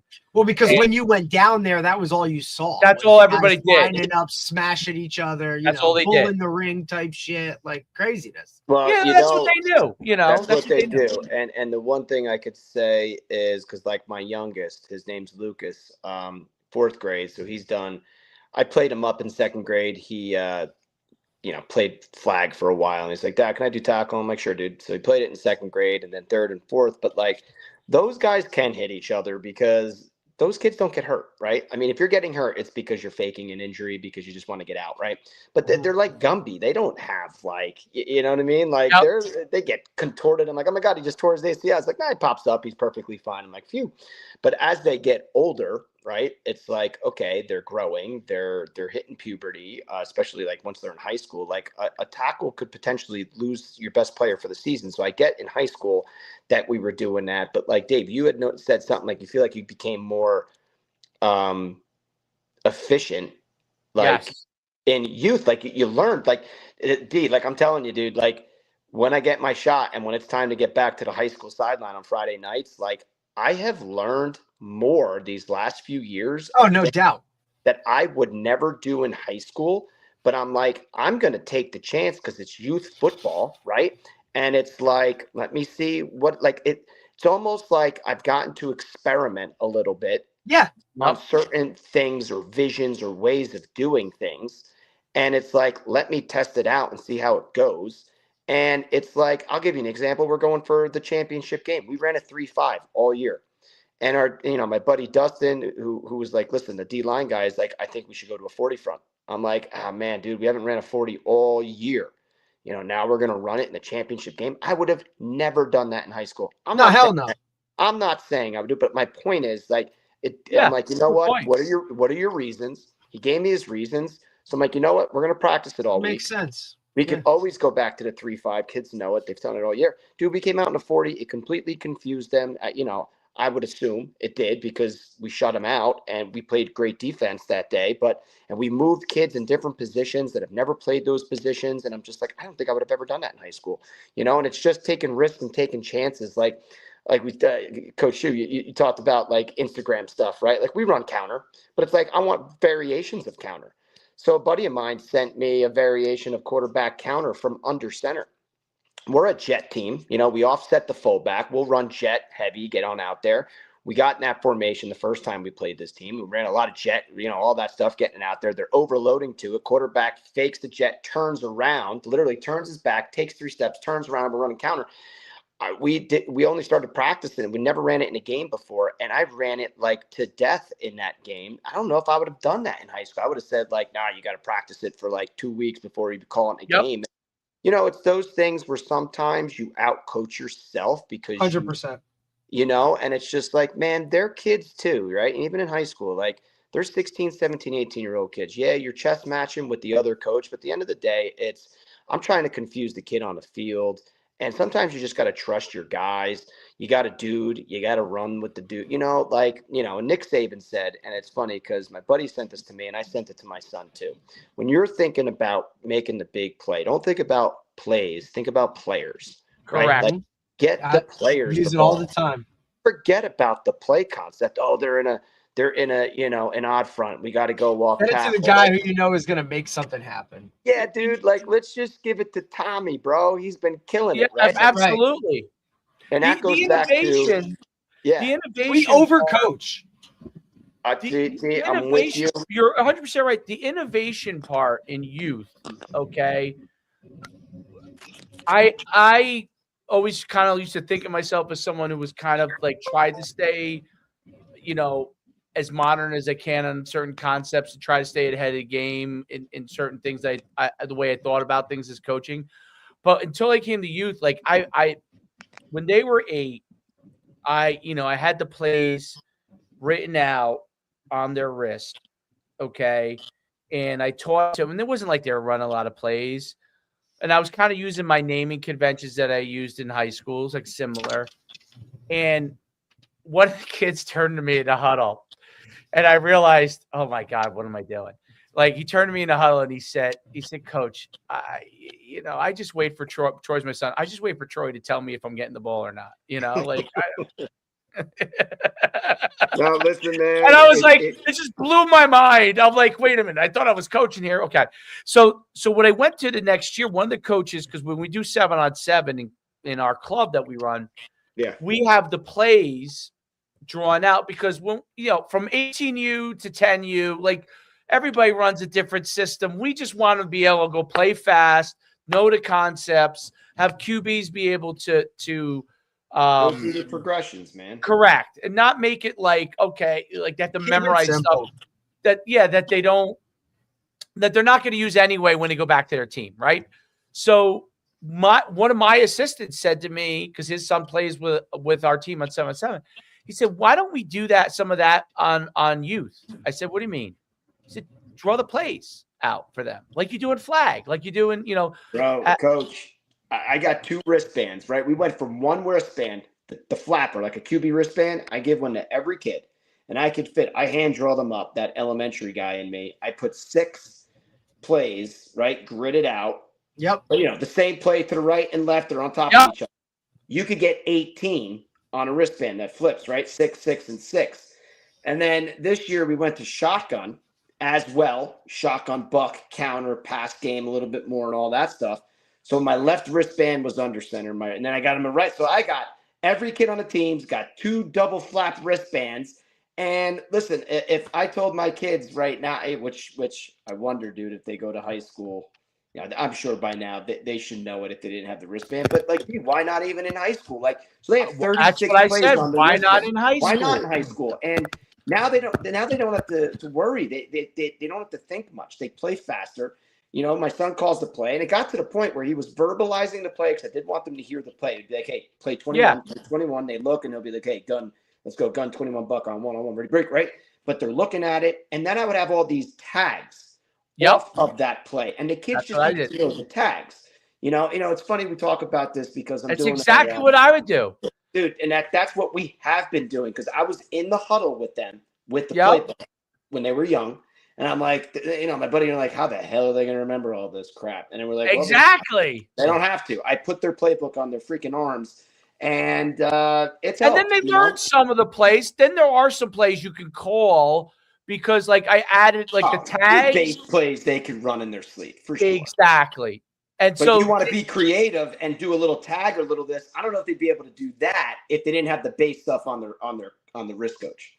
You're right. Well, what we did was, we did that, which was like, I'm so glad there's another genius around like yourself. I'll take that. Yeah, Sell absolutely. my rights. Well, no, listen, that was another thing that one of the other guys, one of the older coaches asked me. He goes, you guys have a wristband. What's on the wristband? I said, Everything. I said, The whole freaking exact offense. drawings of where they go. And he's like, Yeah. what? I was like, it's not the name. I'm like, no.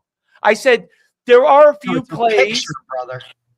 So what I also went to for like some of my not younger, but like my newer kids, I went to for a couple of those groups because we have so many kids on our team and there's a minimum play thing. So we created some groups and it was the play was all in, and the set was all in one word.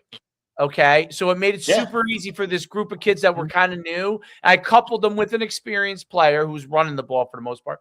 And it was all one. They would run out. They would know what they were doing. And all they were waiting for was me to tell them. And actually, I started to let the guy who was like the Wildcat quarterback, just looking, you just tell them the direction by where they're playing. You know what I mean? And so those kids were able to learn how to do the things that they needed to learn, which was block and double team and pull without having to think about it. Because it was just one play. And then we eventually, by the end of the year, we got to a pass tag for that group. We got to a reverse tag for them.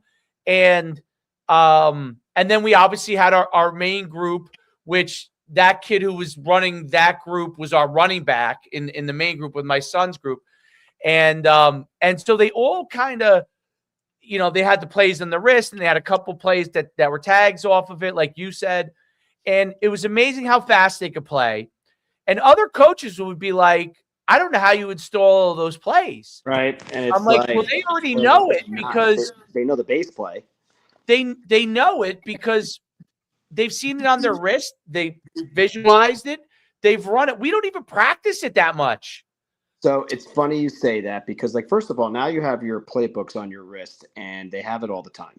Right? It's with them. The playbook is on their wrist. And you know what, guys? Let's be honest. They think they're cool as heck, right? Definitely. So my younger son, when we first started this with my older son, he loves it. So I'll never forget. This was a couple of years ago. I might be embarrassing him. He was probably like 7 years old. He's 10 now. He had his own wristband and he drew up his own plays. He's like, hey, Dad, let's go out. You know what I mean? It's like, dude, it's cute as hell. It's because they love football.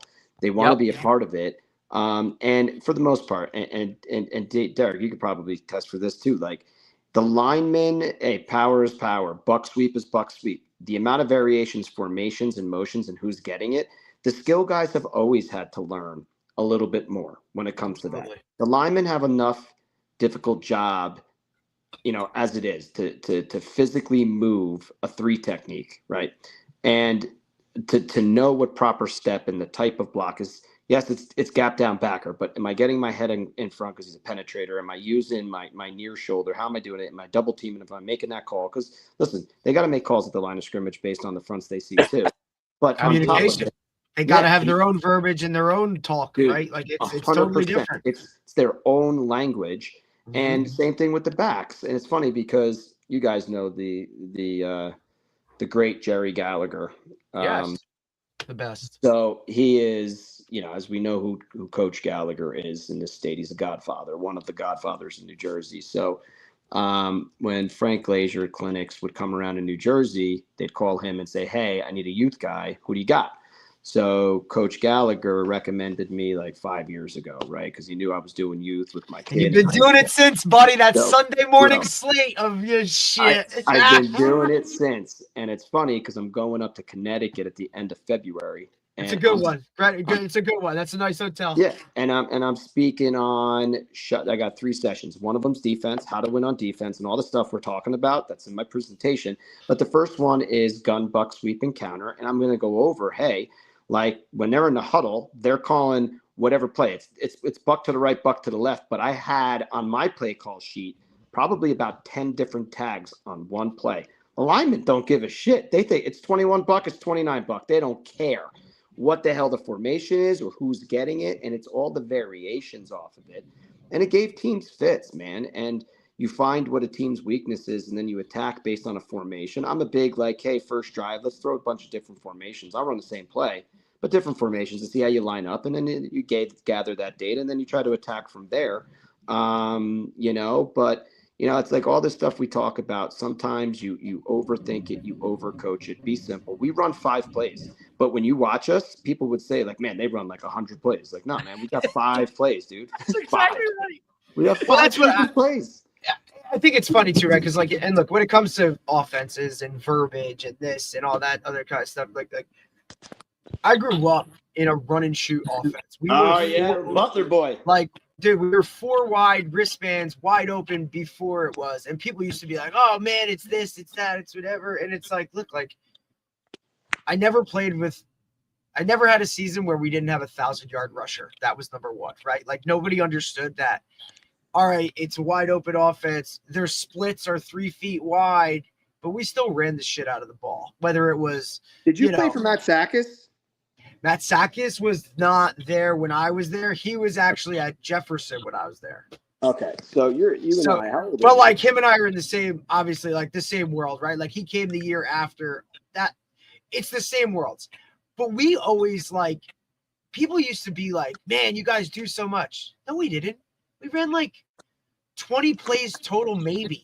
And we just did it out of a million different formations. And we would move guys, and guys would be in awe. But it was so simple. Yeah. And it didn't. This is where getting into coaching really started to I had to change or just tweak certain things because it didn't matter what a defense did. We were still going to do whatever we wanted to. Sure. You dictated the flow of the game, no matter what. 100%. And when I got into coaching, I was almost like, well, what do you mean we got to practice against all this shit? Like, we just do what we do. Like, I don't care what they do. It's all the same. Yes. And the simplicity of that really was just I was always in awe of we're doing this, we're doing that. We got to do this in practice. We got to get all this. We got to make sure it's this, look at that. What are we talking about? That's training camp. And that's all summer for high school, right? June, July, and August, get your playbook in. And listen, we had a playbook. Like I was the wing tee guy at a pack-on, and I brought it to Jefferson. And I didn't play in the wing tee, by the way. Like I was a gun spread. You talk about, the run and shoot. I was running that at a pack-on in the early 2000s, right? And we were gun spread 5 wide. I was a little guy running around and chucking, but I came into pack-on. We just didn't have the players for it, and a very good small school offense is to run the wing tee, and we did. Brought it over to Jefferson, but then I saw what was in our youth program, and I'm like, man, we got lacrosse and basketball players. I'm like, we're going spread. Right. Yeah. And I brought in Keith Runny to run our offense. So I stepped down as being the offensive play caller. Peanut. Yeah, Peanut. So I brought Keith in, right? Him and the offensive line coach had their own thing going. I still had my DC who was there, Bill Stager, who was there forever. He's still there now with Matt Sakis. Matt Sakis came back around. When I stepped down, Jimmy called me. He's like, yo, why are you stepping down? I want to come back. So he's back, right, with Billy. He hired Billy to be the DC. Now of course. Together. Look, I've lived it all. And lived Jimmy it all.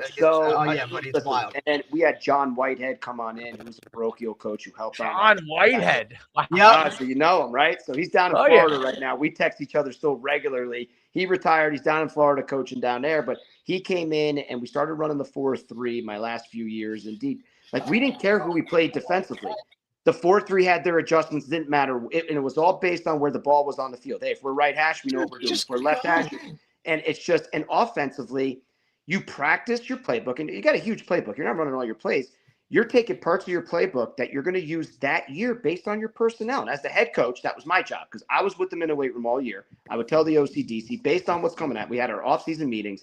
And the biggest thing we always did was we evaluated our talent better than we had a thing called the big board, right? And we ranked our players 1 through, let's say, at 50 kids in the program, 1 through 50. We ranked them, and we had an athletic index. We were taking their weight room numbers, their on the field test numbers 40 times, things like that. And obviously, we took into value what they do on the field itself, and we would rank them, and then that number would carry over in the depth chart. So if we're sitting there like, yo, why is our 7th best player a backup guard? Like, no, man, that kid's got to get on the field, or maybe a backup running back. Man, that kid's. Put him at guard. Let's see if you like that. Get your best 11 on the field. And then, dude, based on what we were, strengths were, that was our stuff. But dude, we would get it out to week 1. It would be like, all right, we got all of our stuff in. What are we going against? An odd front of 3-4 with 2-4 eyes. All right, tackle traps to play. Let's just focus on that this week. Like, dude, we would just do what we do. We'd focus more on maybe what we wanted to attack, but we didn't go crazy. Like, you just don't have enough time for it. Correct. And that's really kind of how the whole, that's really what it was for us. It was just, look, like, we're just going to run it better. We're going to know it better. And we're just going to have a confidence in us that, like, we're just going to get it done. And it doesn't matter what they do or any of those kind of things. It's just kind of how we flowed with it. And it worked. And it's why I got confused when I got to the coaching world. Like, wait, what do you mean? Like, why do we have to do all that? Like, who gives a shit what they do? What the genius is in spread, D, is like we were simple at Jefferson my last few years there. We were 3x1 and 2x2, right? That's all we did. So now it was like, okay, you can only do so much, right?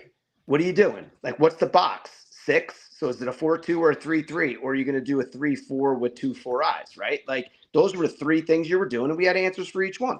Our thing was always like, look, we didn't have to be, because look, we weren't world beaters, but we were athletic enough and good enough at what we did to find green grass and figure it out. Playing space, brother. Like, and you don't need, I mean, look, better players, higher, I get it, but dude, get me the ball when it needs to be there. And it's like, it's one of the things that Coach Shu always used to like he took that, and I was like, Dave, like, this is like all we did, like, just find it and go. And then he's like, well, that kind of makes a lot of sense, right? Yeah. And then to adapt it where your quarterback and wideouts can all be on the same page of like, I know we drawn it up this way, dude, but if he does this, do that. That's all it has to be. That's simple. And now you're off and running.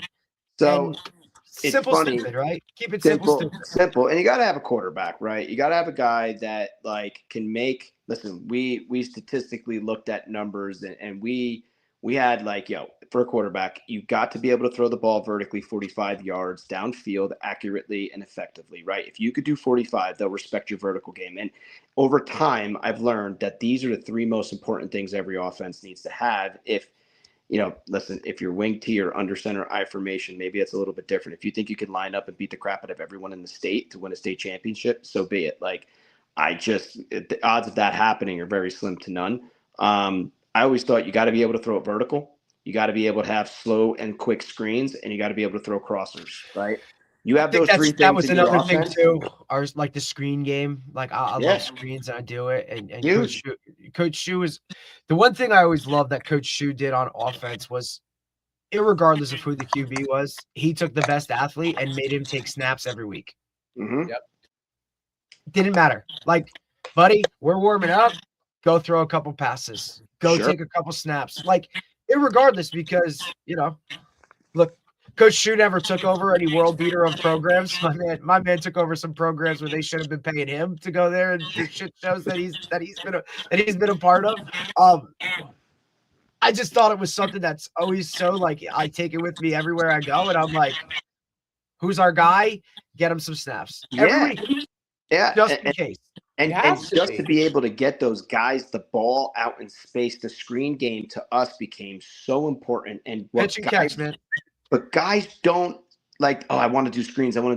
But then they practice, like, maybe they'll throw 1 or 2 screens in like team, right? It's like, you ain't never going to get good at that. Dude, it's like a segment of individual. It's part of it. Monday, we would do 3 15-minute slow screen periods a week. Monday, the last day of practice, and then our offensive practice, right? So the first and last practice in our main offensive practice. And we would do 3 15-minute quick screen periods too. And we had 3 different quick screens and 3 different slow screens. Right?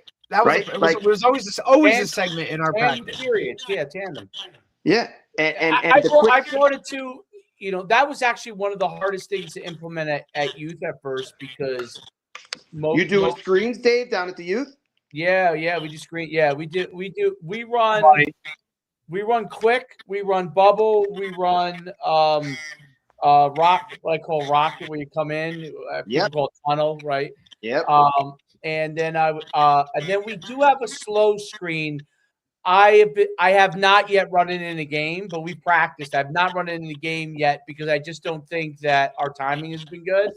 But like, my whole thing has been like, I want you to start doing these things, whether we run them in a game or not. The things that are part of football, You need to be able whatever to high school you go to, okay?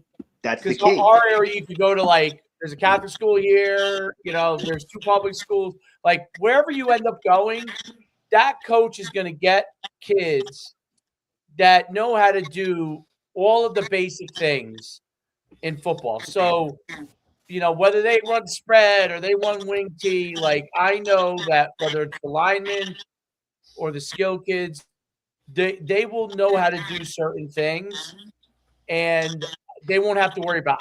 My whole thing with youth is I told Darius, I want when my kids go on to whatever they do, that the coaches who have them go, wow, Who got you ready? You learned some stuff in youth football. You're ready. That's what if they do that, I know I did my job. So guys, all sports, right? You have club teams, travel teams, and then right? Football, it's really just one. Yeah, listen, there are other things out there, spring ball, right? But like for the most part, you play for your town in the fall, and people say it's rec football. I say no. I say football's different, doesn't have different levels and all that stuff. Like we are a feeder program, and we are feeding to the high school. We need to feed, their offense, the teams. Like we're a feeder program. We're not a Jeremy. That's program. where it's also too, like in doing this podcast, we talk to so many guys like nationally, right? And when we talk about their high school programs, whether it's Texas, California, the middle school program directly correlates with the high school program. Like the 7th and 8th grade team is just an extension of the high school program itself. That's something that here we don't do that. Dude, there are high school programs that don't even show up to the youth program. That's a direct feeder. Like, correct. That's insane. To me, if you're the head football coach around here, at least up by us, like, how are you not? Like, when I first got to Jefferson, I did this at a pack on too, but when I got to Jefferson, I'm like, yo, I got with the feeder program immediately.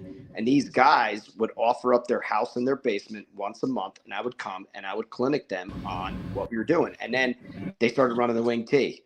And then it's like, okay, great. Then we had to switch. I had to have a meeting with them. Like, yo, you guys ain't going to like this, but we're going spread because the guys that you're sending to us are screaming spread. So now we're going spread. So it's like, oh, all right, here's the playbook. We'll go through it. Right now, we'd run our youth camp. So all the players would be there, and I would have the youth coaches be a part of it. But you're right. I don't know if you remember the name, guys, of Colin Wells. I worked with him. Colin was an Opacon guy. He coached with me at Opacon, but he moved down south to Tennessee. And he was a middle school teacher and a middle school coach. And you're right. So it's like their middle school team is their feeder program. It's like their AAA for the big leagues. And if they needed a coach, they weren't finding a coach off the streets. They were taking the head coach of the varsity middle school team, and he was getting bumped up. And then the assistant would become the new varsity coach, and then they would go find like the JV middle school coach somewhere in the district, right? So it is a complete, like it's really 7 through 12. 100%. And it's what we see all the time, and these guys talk about it, and it's they can't see, like they look at us and they're like, how do you guys do that? Listen, I can tell you that I don't even see now. Maybe he comes down to the 7th and 8th graders. Obviously my kid's younger, but I do not see the high school coaches in our town. And they're what town are you coaching? Middletown, which is Middletown North and South. Do you play Manasquan? They play Manasquan. So like Mid North was a play power. Manasquan. They were in the state finals, I think, or semifinals. And South is where Antonucci. Now they have a new coach, but Antonucci, where he won all those state champions.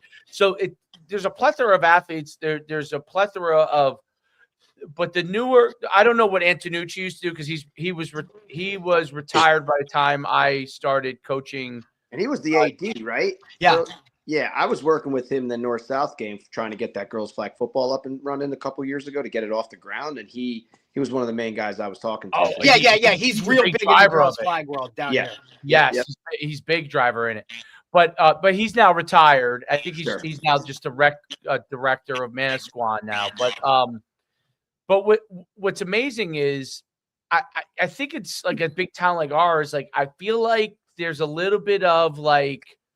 They know they're getting a lot of good players, and they don't feel the It's different than a small school where I would have gone down, you know. Sure.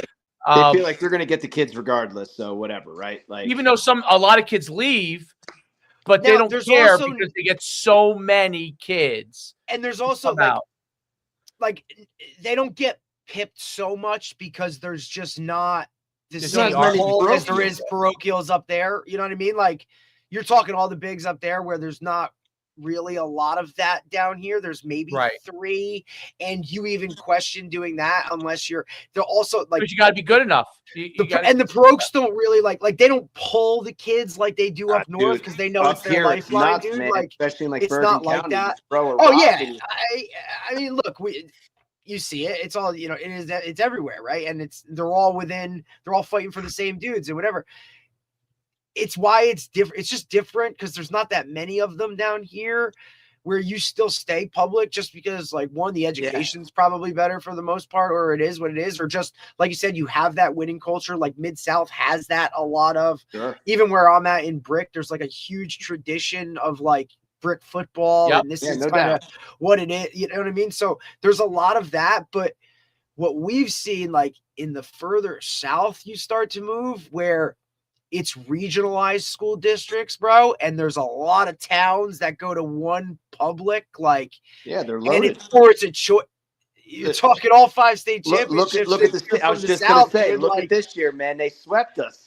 I mean, you know what I'm saying? Like, and it's just they're pulling from a like just more area, more towns that outside of Philly area, and they're open enrollment too. So now that's a big thing too, like David, because we talked about with that, like, you know, now that they're doing this whole, like, you know, like, hey, if you're, you know, you have a certain number of special enrollment kids or kids that are out of district coming in and you win, now you're playing a group up, right? So those 6 schools this year in the first year they're doing it, like, okay, like we'll see how this goes, right? And they'll reevaluate it every year, but just in general, you know, like the towns are bigger. There's regionalized schooling. Like, you know what I mean? Like it's not Hapakon where it's 2 sections of town, dude. Or like, look, or even where Dave's from in Bergen County, right? Like Saddlebrook, like you throw a rock and there's a high school, you know what I mean? Like, whereas all of those towns down south a little different. Like the first north-south executive board meeting we had in January, like you don't think the guys from down south were giving it to us up north, fucking sweep, and by rights they took it to us this year. But hey, you guys know do you know the name Bobby Smith down there? Like that's why of course, ripped train. So I grew up with Bobby. Him and I played, you know, and we're because Bobby was Bobby's a Packard guy, right? Yeah, we played together. He's a year older. So we've used Bobby for how long, Dave? Like with our trading stuff like that. Like my son when he had the Seavers, he basically lived at Bobby's place, getting therapy with the 12. Oh, there you go. Hey, buddy, the big man. Yeah. He's got school tomorrow. They know how to do snow removal up there. No, yeah, we were in today. Dave's kid goes to Catholic school, dude. He'll be off for the next 6 weeks. But I said you're going back to school tomorrow. They had off today. I said you're going back to school tomorrow, whether they're open or not. So Bobby Smith though. So when I was at Jefferson, I was every other sport was doing something cool with their team. Baseball's going to Florida. You know, lacrosse was going to Virginia for spring, training and stuff like that. So I'm like, what could I do? So I'm like, guys, you give me your June and July. It's all voluntary. The last Saturday in July, I'm going to surprise you. So I started going up to, up by Bobby or down by Bobby, right? And he's got his, reach your potential training facility. So I would get a nice coach bus, get my team on it. We'd get there early. Like we left at 6 a.m. from the school and we drove down to his facility. He'd bring us through like this awesome workout, but I made teams and it was competitive and all that stuff. But then we'd go to the beach afterwards. The booster club would kind of set up the tents and whatnot. And then we'd hang out at the beach and do all that stuff. And that was kind of like that before training camp, but Bobby's the man. And like, we could have a whole nother podcast about physically training youth athletes. When is it time to start lifting weights? And to me, doing a lot of the research that I've done, You could start whenever, as long as you do it Absolutely. properly. And it's Absolutely. like, I do a ton, like right down here in my basement. We made my There you dart. go, Dave. You're like my twin, dude, Coach. You're like my twin. I built the gym. I built the gym in my garage. Yep. Well, listen, mine's not insulated. I don't have a heater, so it's in our garage too. But during the winter, the dumbbells are way too cold. So I go down to my dart room. But I got the box. Listen, a lot of plyometric stuff, but a lot of band resistant, a lot of med ball work, a lot of core stability, dumbbell and kettlebells, right? And I've seen a major difference in both my boys, by just doing that. And I just saw it in my oldest son. You saw right there. He was just not easy to tackle because, he's got some strength behind it now, and it's not, and you got to do it properly though. And you can't do too much, So point is, Bobby gave me what he does with his son. His son's a year younger than mine. He's got 2 boys. So we usually catch up. I go down to his place. He's 11 and 9, I think, his kids, right? Yeah. 11. Yeah. But I got 12 and 10. So he's one below, but I head up to his place usually once a summer, just to hang out, let the boys hang out and be friends and whatnot. And, but anywho, he's been a good, resource for us. And it's funny, he gives me the training stuff, and then I give him my playbook. So it's like, I give him some football, he gives me some training. I think his son's team went to the championship this year. Yes, they did. So. That's why I was asking if you personally played against them and if you know Bobby through coaching. We're the grade below. So it's funny because my son was going through the whole thing. Like we go there, we've gone there for training before, but we end up using his wife's therapy because that's he's great. So he was going all season long for the Seavers. And it's funny because her kids, they were going through their season, and we were having a very good season. They were having a great season. Yeah. So we would talk about it, but she would, because Bobby coaches his son's team. I don't know if he coaches both of them, but I know he coaches the older one. I think he coaches Brady. I know that. Okay, that's the older one, right? Tell him we talk, dude. Like I talk to Bobby regularly. He's one of my best friends since we grew up together. We played high school football together. And did you guys graduate together?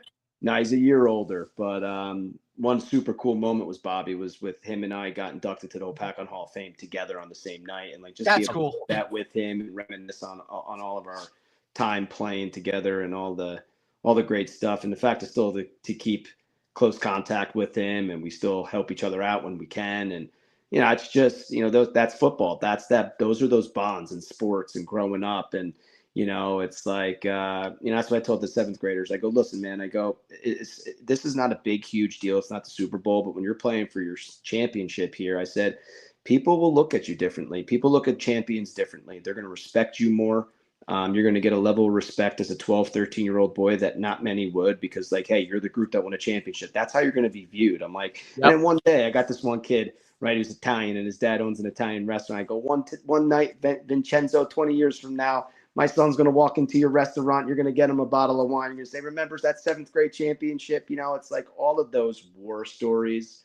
That's what it's all about. You love the moment, but it's the after effect too, that come on, you guys could get with your high school buddies right now and pick up like it was yesterday. You know it. Yeah. Don't skip the beat. No doubt. No, I don't know where half my high school buddies are, but but there's no doubt about it. I'm sure actually most of them still are in the Brook.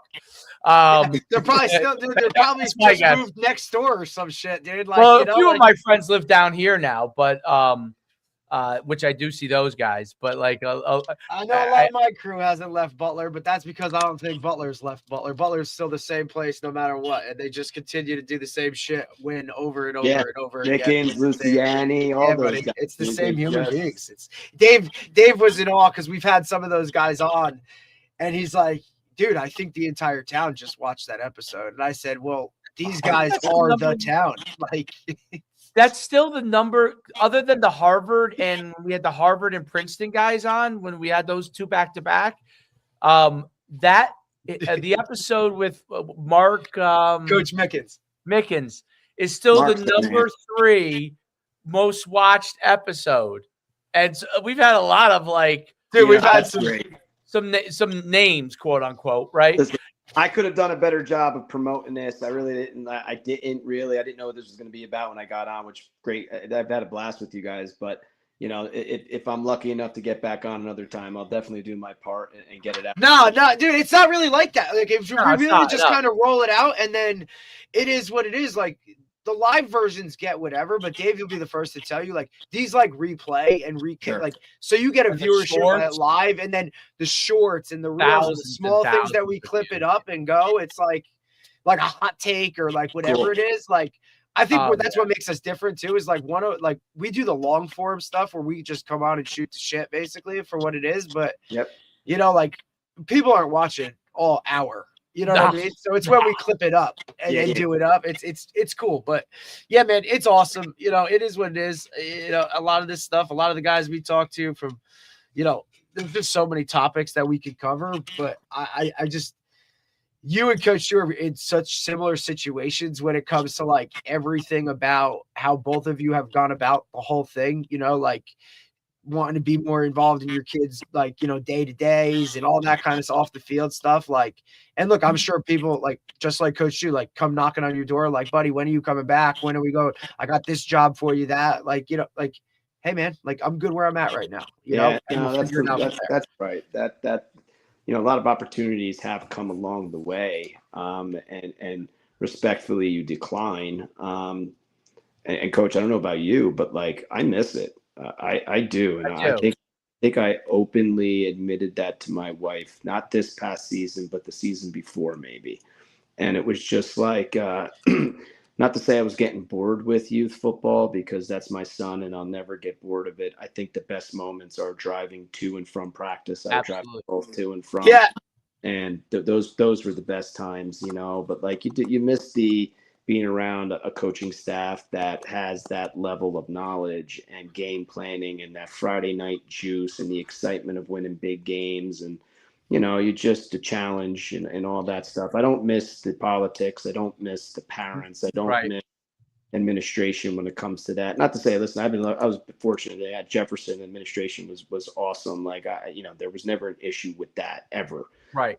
There's the other responsibilities that come with it. Why I like youth football, because to go back to, what do you say about the parents? I'm like, they don't volunteer. I get to finally say to people what I've been wanting to say. Forever, but I couldn't.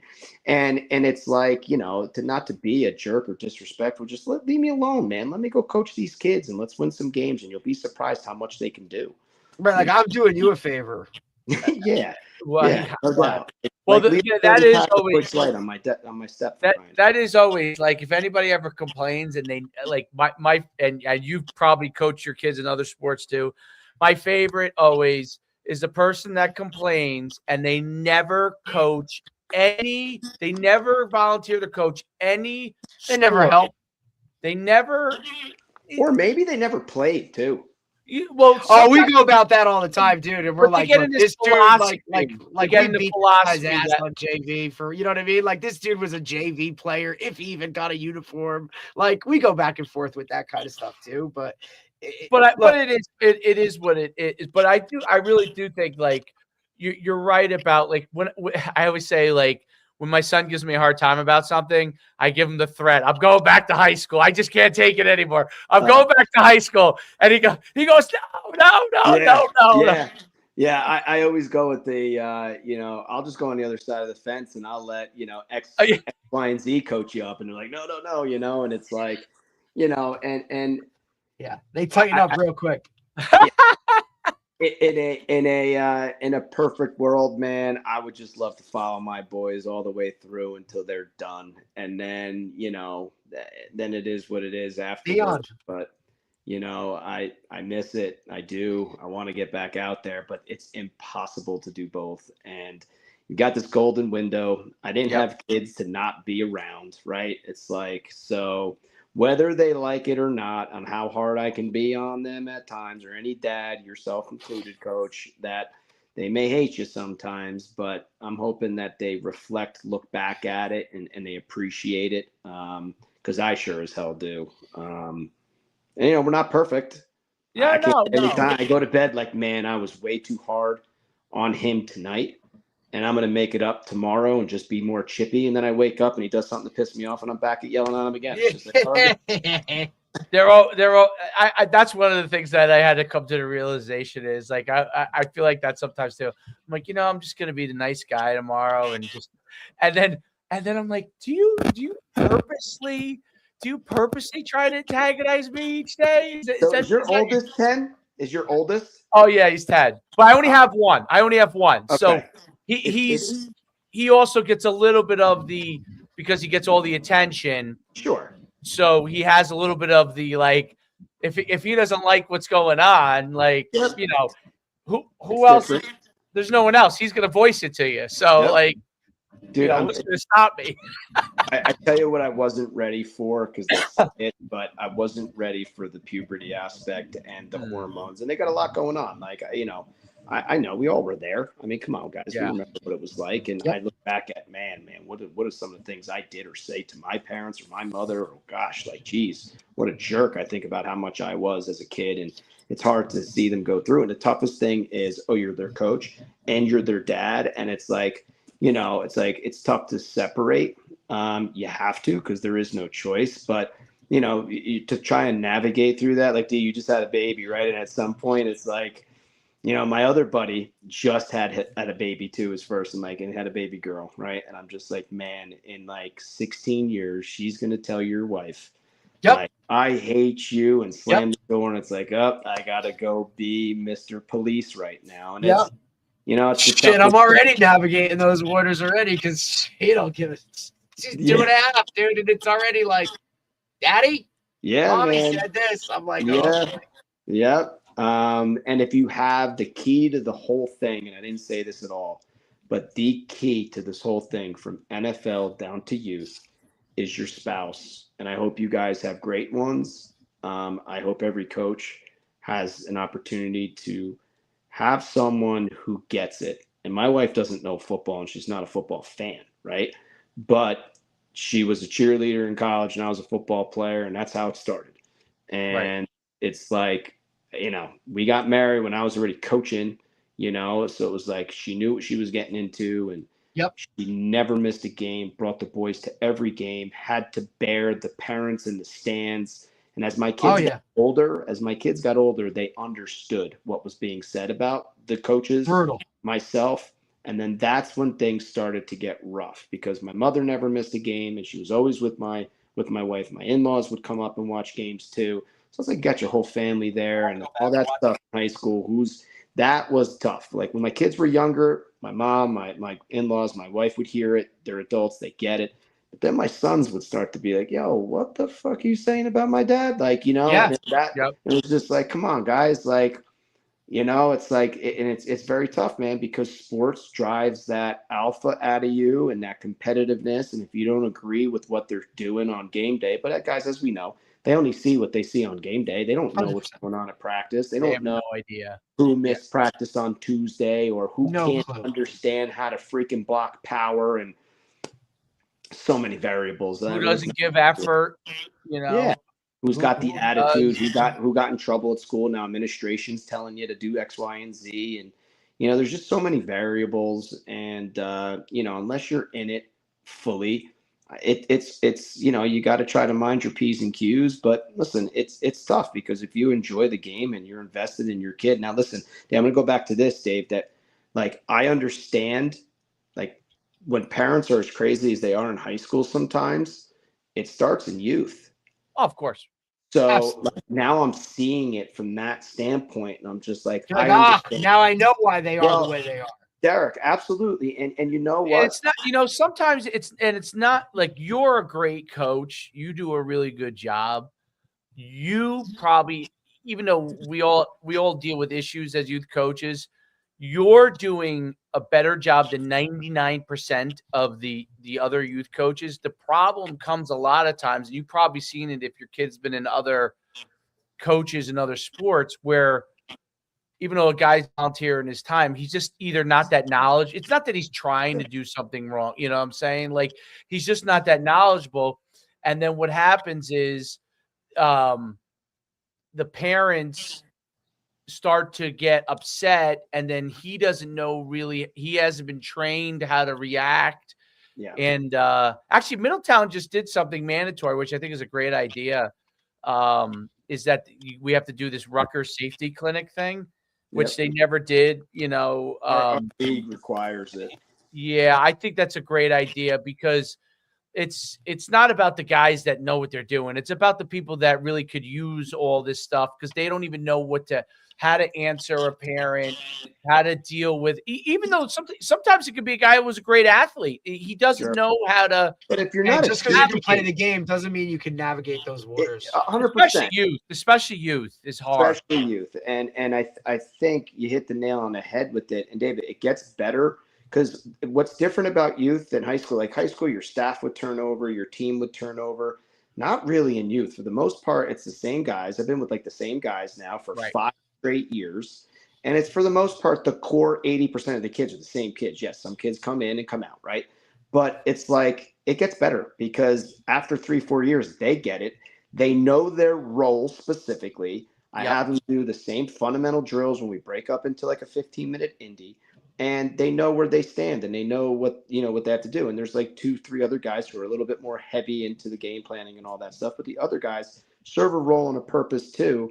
And they know what their role is and they stay in their phone booth and they do a good job with it. I mean, you don't win a championship without those other guys helping out too. And, Absolutely.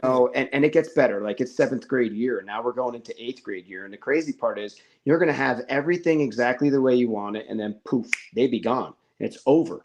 And it's like, I'm fortunate enough to go right back down with my younger kid, who at that time, when my kid goes up to high school, he'll be in 6th grade. But I help with them too when I can. And I help with that coach who happens to be the president of our league. He's got his son's the quarterback of that team. My kid's like a running back receiver, but whatever.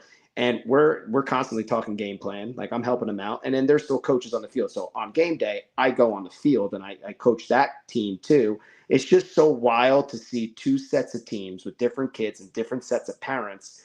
And I'm fortunate because both my kids have great numbers for a small town. Like most average team, like a town like Newton, you got like, I don't know, 14 to 17 kids on the team. Like both my boys' team have 25 plus. So they got the numbers and they got talent on those teams. So both the teams win. So it's obviously a lot more funner to win than to lose. So very fortunate. A lot of this stuff, guys, is luck, right? It's like we move to a town, you have a kid, and how many kids are born at the same time as your kid and go to school together and decide to play sports together, and it's like you got to be lucky in that regard. Your kid could be a stud, but if you're with only 12 or 13 other players who aren't, that's a tough, Absolutely. a tough go. So you could do so much, but you have to have the talent, period, right? You can develop all you want, but you got to have some talent.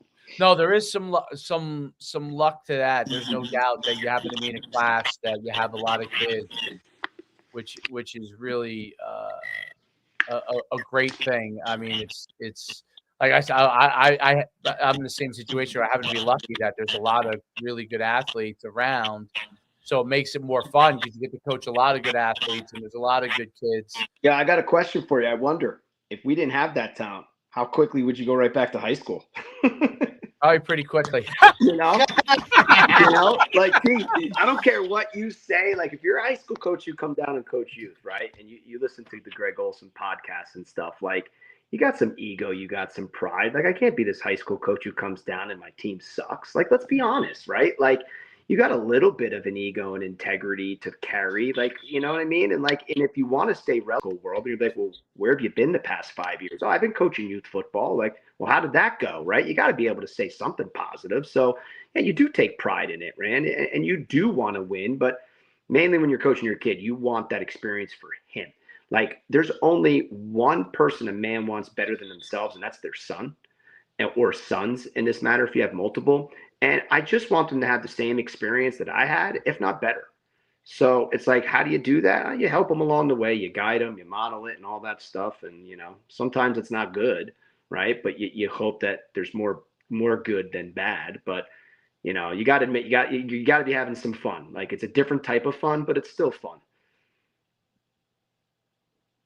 There's no doubt about it. It's a ton of fun. And I enjoy, not being from the area, getting to know a bunch of different families that I would never, honestly have never known if I didn't move to this area. And I'm glad that I'm, as much as I, love the town I grew up in, the county I'm from, that would have been an easy, comfortable situation, right? Like I wouldn't have had to go through much if I was in my own hometown because everyone would be like, oh, it's Coach Schumann's kid. You know what I mean? Like he's going to be pretty good. Like, that type of thing. My kid has had to he's had a battle, right? And he's had to work. He's had to work because there is a lot of talented kids. Sure. And he is talented, which is good, but he's had to work. Like he had to learn to work, that working is an important thing, where I do think if he grew up in my, such a small town, like, I don't know, like I probably would have instilled it in him, but it's hard to get through if you're completely better than more of the majority of the athletes. When there's a lot of kids that you're competing with and you're not just naturally going to be on the A team for every single thing and you got to compete for it all the time. I found that I wasn't sure how that would go, but I found that, what, he's learned that I gotta work, dude. I take off a season and I don't work hard, people pass me in my own town. So let's not even take other towns. And I always say this to them too all the time. I'm like, as much as you compete with your friends and other towns you play against, in today's world, eventually you're not competing against New Jersey anymore. You're competing against the country. So I don't know what that kid in Texas is doing, but my guess is he's playing football probably all the time. Sure. So you're competing, and that's at all levels, not just Division I, Division II, and Division III. And take that same mindset in life. You're globally going to compete for jobs, depending on what you do, right? And it's that mindset. And it's funny because the best 10-year-old, I tell you, may not be the best 17-year-old by the time they get into high school. And bodies change and priorities change and work ethic changes. And you don't know priorities in people's homes and the things that they're saying at the dinner table and what work they have or have not put in. But you're dead right, man. Putting in the time in the off season. And I don't know about you guys, but this stuff wasn't available when I grew up, at least where I grew up in the Pac-On. I wasn't going to trainers. I wasn't doing this. What we did after school when our parents worked was I got on my bike and we got to the nearest freaking field and we just played. We played all the sports. And that's how we developed our skill, was by playing. I learned how to throw football by playing tackle football with my buddies and learning how to throw into tight windows and throwing contested balls. And I heard you say, Dave, about doing a 7-on-7. For the first time, I'm doing a 7-on-7 with my son too. And it's like, man, he gets the opportunity because we don't throw a ton in youth football, especially in the wing tee specifically, philosophically, right? So it's like, man, now it's all throwing. Now you're it's not real football, but you're learning how to time it and throw contested balls. You're covered, but if I put it in a certain spot or I throw it up there and let my player go make a play on it, all those things. It's got to put in the time now. Now it's more structured. I don't know, maybe the way things are in this world that I don't know if I just trust my kid to get out on his bike and go and possibly get hit by a car or, just trust being out of field and what the hell could happen nowadays. And, maybe it was always a crazy world, but we didn't have social media to know about it. So we were a little bit, ignorance is bliss type of deal. But now as parents, we know. So we're so protective of it. And I think the problem is our generation as parents is we're too overprotective and we don't want our kids to, not that I want my kid to fail, but I do invite adversity. And if there's failure in his life, man, we got to figure it out and we're not going to blame anybody else. I'm a big look at the man in the mirror type of person. And yes, if you wrong my kid and it's obvious and there's proof of it, that's a different story. But most of the time it's somewhere in the middle, right? And your kid has something to do with it. So, but it's funny, man, training nowadays, we're spending an arm and a leg to go. I train quarterbacks and people come work with me. And even as young as third grade and up, all the way to seniors in high school. But, it's like back then, man, I would go outside and play roller hockey. I played freaking home run derby, right? We played tennis. We played football. We just figured it out. Yeah, there's no doubt about it. I think that part has changed. And, it's one of the things that Derek would do with the high school. One of the nice things about, I tell him, when you see how, you talked about it before, how parents are when Derek's dealing with them in high school now, a lot of it is because we had trainers. They now have trainers when they're in youth, right? And they spent a lot of money. And I always say this to parents all the time. You spent that scholarship money a long time ago. That's gone. Like, don't even worry. Don't even get yourself consumed in whether my kid's going to get a free ride somewhere or not. That happens. Great. You already spent that whole scholarship money and all the travel this and the travel that. And I know I have, and all the different things they do. And it's not about that. You're doing it because you're trying to get your kid to be the best that he can be. And that's what the objective is. And don't think about what he has to go to this level, because you don't know what the world is going to be like because it's changed so much at the college level. So you don't know what the world is going to be like from that standpoint. You are doing it to help them to be the very best they could be. That's why you're doing it. If that's why you're doing it and you're spending the money for those reasons, then it's well worth the money to me. If you're spending it just so he gets a scholarship, then you don't waste your money. Spend your money because you want them to be the very best they can be, because that will help them be the most successful they can be athletically. And the same thing goes academically. If you want the kid to go to Kumon to be better in the SATs or something, to me, it's the same kind of thing. Like, whatever helps them to be the very best they can be, so they have some opportunities. But when people talk about scholarships, whereas when I ran the showcases and stuff, like, I understood how that was because it was a different world and it made sense to me. Like I told Derek, you could draw kind of a line to some of those things. It's different. It's very jagged now. And when you're spending money on your kid, it's to help him be the very best he can be. And, listen, maybe they become great and it all works out that way, but it's not because you're thinking that's the end goal. Because if you're spending money as an investment to get a scholarship, 90+% of you are going to be very, very disappointed. But if you're spending it to be the very best they can be, you're going to be really happy, because you're going to be like, you know what? He got the most out of his experience, and maybe he became a college athlete. Great. Maybe he got a scholarship. Great. Maybe high school was the end, but he was the very best he could have been, right? Like, we've coached guys that we could have placed in college. They said, I just want to go be a student and go to the University of Georgia and have a good time. And they definitely could have played in college. They had offer like Division III level and Division II level. They could have played. They said, hey, I want to go. And you know what? Enjoy my life. Yeah. But their parents helped them maximize, what they could be. And I remember some of those parents, they did have at RBR, a couple of them really had a good approach to it where. Oh, great approach. Yeah, if their kid played in college, great. They spent all the money on them to be the very best that they could be. And then if they played in college, they all kind of hope they would, but they don't always, because kids are going to do what kids are going to do when they get to that age, and they're going to decide whether at that point it's still as important to them as a parent of, I was an athlete, you were an athlete, so was there. You always, your back of your mind, you're like, hey, I would love for them to go experience what I experienced in college and those opportunities. But ultimately it'd be up to them, if they want to experience it, they will. That'll be there for them, But when parents understand that, I think they come back, they look back at their experience and say it was great. But if they invested it just to get a scholarship, I feel like you're always going to end up being disappointed, because nothing's ever good enough, right? Nothing's ever good enough. It's a completely pure ride. And your message right there is perfect. And I couldn't agree with you anymore, dude. That is exactly, you want your kid to have a great experience right now. Like, my kid's going to start batting lessons with our batting guy in town. And it's not because I expect him to get a baseball scholarship. It's because I don't want him to suck this baseball season, right? Ultimately is what it comes down to. Right.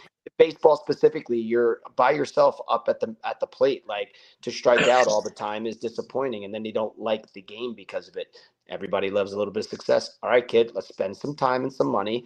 Go in his basement, get your work done. I'll pick you up afterwards. And let's hope that you can apply that, in rec baseball or travel baseball this year, and just have an above 300 batting average would be awesome, right? Like, that's what you're doing it for, right? And to build that confidence that, hey, I could work hard at something and get good at it. That builds that self-esteem, There's no doubt. We'll let you go. I one of the last thoughts I was thinking about was that one of the things also with parents is like, hey, just because he loves this sport XYZ right now, it doesn't mean he's going to love it 5 years from now. He may like another sport, right? And you have to be open to the fact that that could change and you could spend all your time and maybe money in one area and he may turn around. I just see it actually on the soccer side. Like I have a couple guys that I'm friends with. I would say that I'm undefeated as a youth soccer coach because I had these two guys who I was friends with. My son went to nursery school with them, and these kids are like great soccer players, and their dads were running the team, but their kids were also playing like other older kids were playing club. So a couple times I was stuck with this team with all these superstars, and we would score all these goals, and I had parents yelling at me like, "Stop scoring!" I'm like, I don't know a damn thing about I don't know what I'm doing. I'm just managing the team here. But I learned from them with their older kids that like, because some of them had spent so much money on soccer. Like soccer's so expensive, these like elite club teams and stuff. And I think it's crazy, by the way. I did 1 year of it, and I said, no, when my son said he doesn't care about soccer, I said, thank God we're saving so much money not doing this. But he told me, like, my kid is played on all these elite soccer teams, and it turns out he goes to CBA, and it turns out he's a better track athlete. And he's running track. He didn't run track till high school. And like as a sophomore, I think he ran like 22 something to 200 and like 49 in the 400 as a sophomore. And the CBA coach thinks he could be like a 47 kid, and he said, my son, it's not that he doesn't even love track. He likes soccer more, but he's so damn good at it, that like, and he said, I had to really just take a step back and realize, like, that's probably his future. If he wants to do it in college, sure. That's probably his future because he's just such a good runner and he's so talented there and soccer probably set him up to be a good runner, all that kind of stuff. But he's such a good runner. And he said, I just had to take a step back. And his son, who's my son's age, he allowed this kid to play as many sports as he wants because he said his older son, they were so locked in at soccer and he ended up being a phenomenal track athlete. He realized, like, let my other son play whatever he wants to try because I don't really know what he's going to be good at, even though his younger son is a phenomenal soccer player too, but you don't know. So I thought, like, when I heard that, I was like, you know what? Yeah. I mean, even if I think my kid is that good at this, I don't know 5 years from now if he's going to love that more than anything else, if that's going to change, or he might become better, body type or whatever for something else. Or maybe we nail it right away and maybe he is a great football player, right? But we don't know that. So I just say, like, that's why I say it's all worth it. Like, it doesn't matter where they end up going with it. One sport helps the other. Like one sport, like, you're training your kid in speed and strength. Well, that helps every sport, right? It helps every sport. He's going and taking baseball lessons. Well, that's coordination, and that's hand-eye coordination, that's timing, that's athleticism. Those things help football, right? So those all things build on top of each other's. And that's why I've always, when I listen to other parents of kids that are older that thought a certain way, and even though, I've coached and you coach, but I like to listen to it because when they have an experience that they thought was going one way and it goes a whole nother way, it's unbelievable. My other neighbors, his kid didn't do any sports till high school, went to CBA, was a shot putter, does the shot put at West Point through 60 feet at CBA. Yeah. And he's a shot putter at West Point and graduating from West Point. And it's like, that kid didn't play a sport, I don't think, until high school. That's incredible. But there's a perfect example. Yeah. Yeah. I mean, if you saw the kid, like, obviously he went to CBA, they don't have football. If they had football, they would be unbelievable. But, the kid is like 6'4", like, 230 pounds in Adonis. That helps. Yeah. He was an Adonis. But his father did get him. What he did do when he was in 6th grade, he started him lifting and stuff, even though he wasn't really playing sports.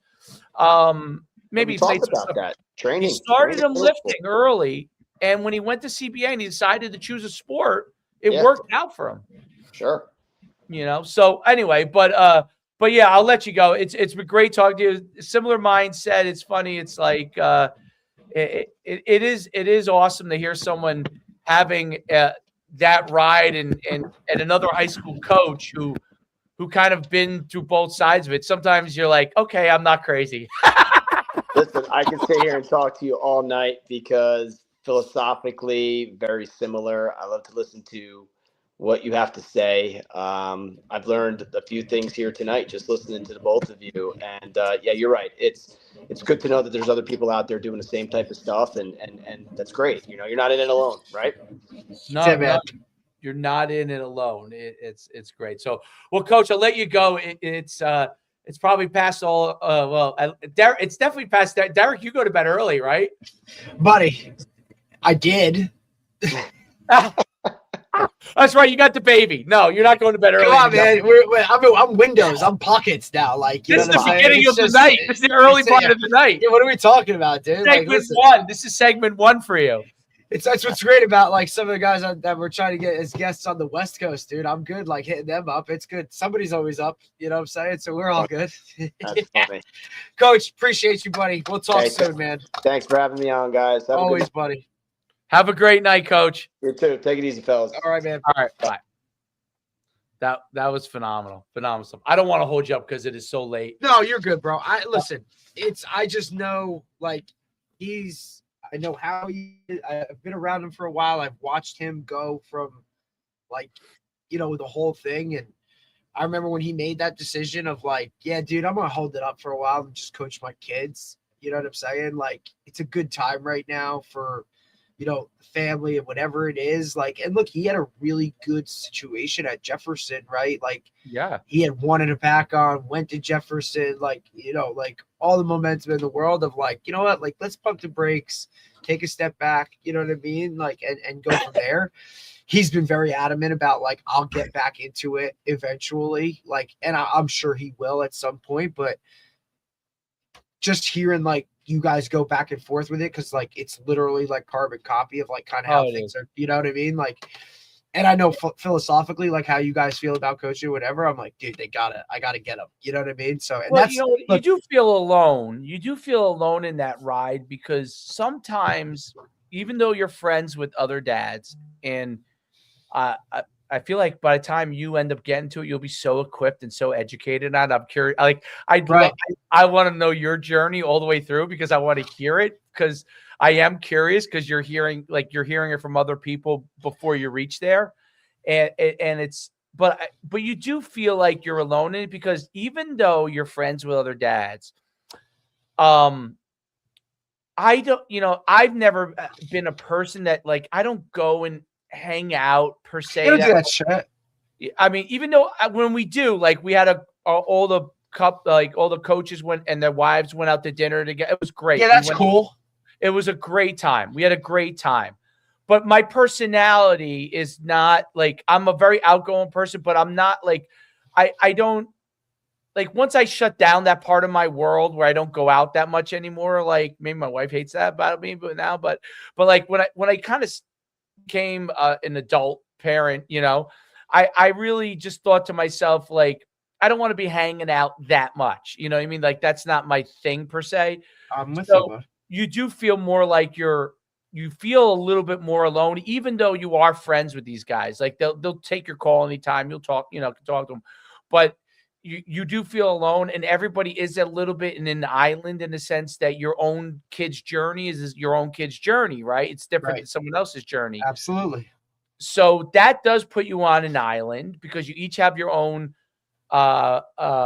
circumstances, which is when you talk to somebody else that may have similar circumstances, it is like a rewarding conversation because you don't get that as often. Like your kid might be really good at football. Well, your other friend's kid he might play football, but he might be really good at baseball, right? And so their journey's slightly different, even though they're on your team. Mm-hmm. And what your expectations are and what your goals are might be slightly different than theirs. So it doesn't always align, even when you have conversations about that stuff. And when I talk to him, like, I'm like, oh my God, like my philosophy is almost exactly the same as his. Like either we're both psychopaths or we're both on the right path. I don't know which one it is, but But you know, obviously our kids will tell us 15 years from now whether we were psychopaths or on the right path. Absolutely. But it's definitely like it's an interesting conversation. And there's plenty of guys that I like. My kid plays. You know, it's sometimes hard because like if your kid's in a kind of what I call like a more of a premier position in a certain sport, and another person that you might be friends with and their kid is not in a premier position, sometimes you wonder in the back of their head, do they feel like, oh, they're maybe getting screwed? Or now, that's not always the case, you know what I'm saying? But like sometimes it is the case. So it makes it a little bit weird at times, unless you're all on the same pay, like your kid's the same level at this sport. Your kid's which is rare.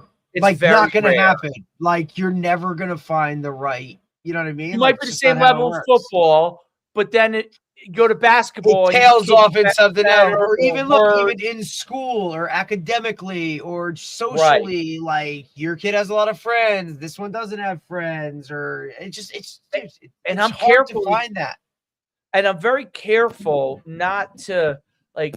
I learned to be a little bit more careful with saying too much about my own kid because you never know. I don't know what your situation is. I don't 100%. Know what might make someone feel bad. Like I'm not trying to make anyone feel bad. Right. But like I don't well, I got Troy going to this trainer and he's doing this or he's doing that. And then people are like, oh. They're like, wait a minute, am I doing something wrong? And I'm like, right. Oh, and you're like, no, like you feel like you crossed the line or whatever. You don't want to make people feel uncomfortable. So you just stay in your lane, dude. That's why I just listen. If they ask me, I'm glad to tell them. But you know what? Like in my older years, like I listen a lot more than I talk, and that for some people that's hard to believe. But like, yeah, I used to talk a lot more because I just look, man. Like I just don't need to put it all out there, right? Like it doesn't have to be in the forefront. Like it is what it is. Now, if you ask me, I'll tell you. But that's right. If you want to know, like, I'm glad to tell you my 100%. Experience. I would love to give you everything I can do, or you ask for help, like I'll do whatever I can in whatever it is. But you know what? Like I'm not going to go search for that anymore. Like the kid from RBR said something to me on the way out.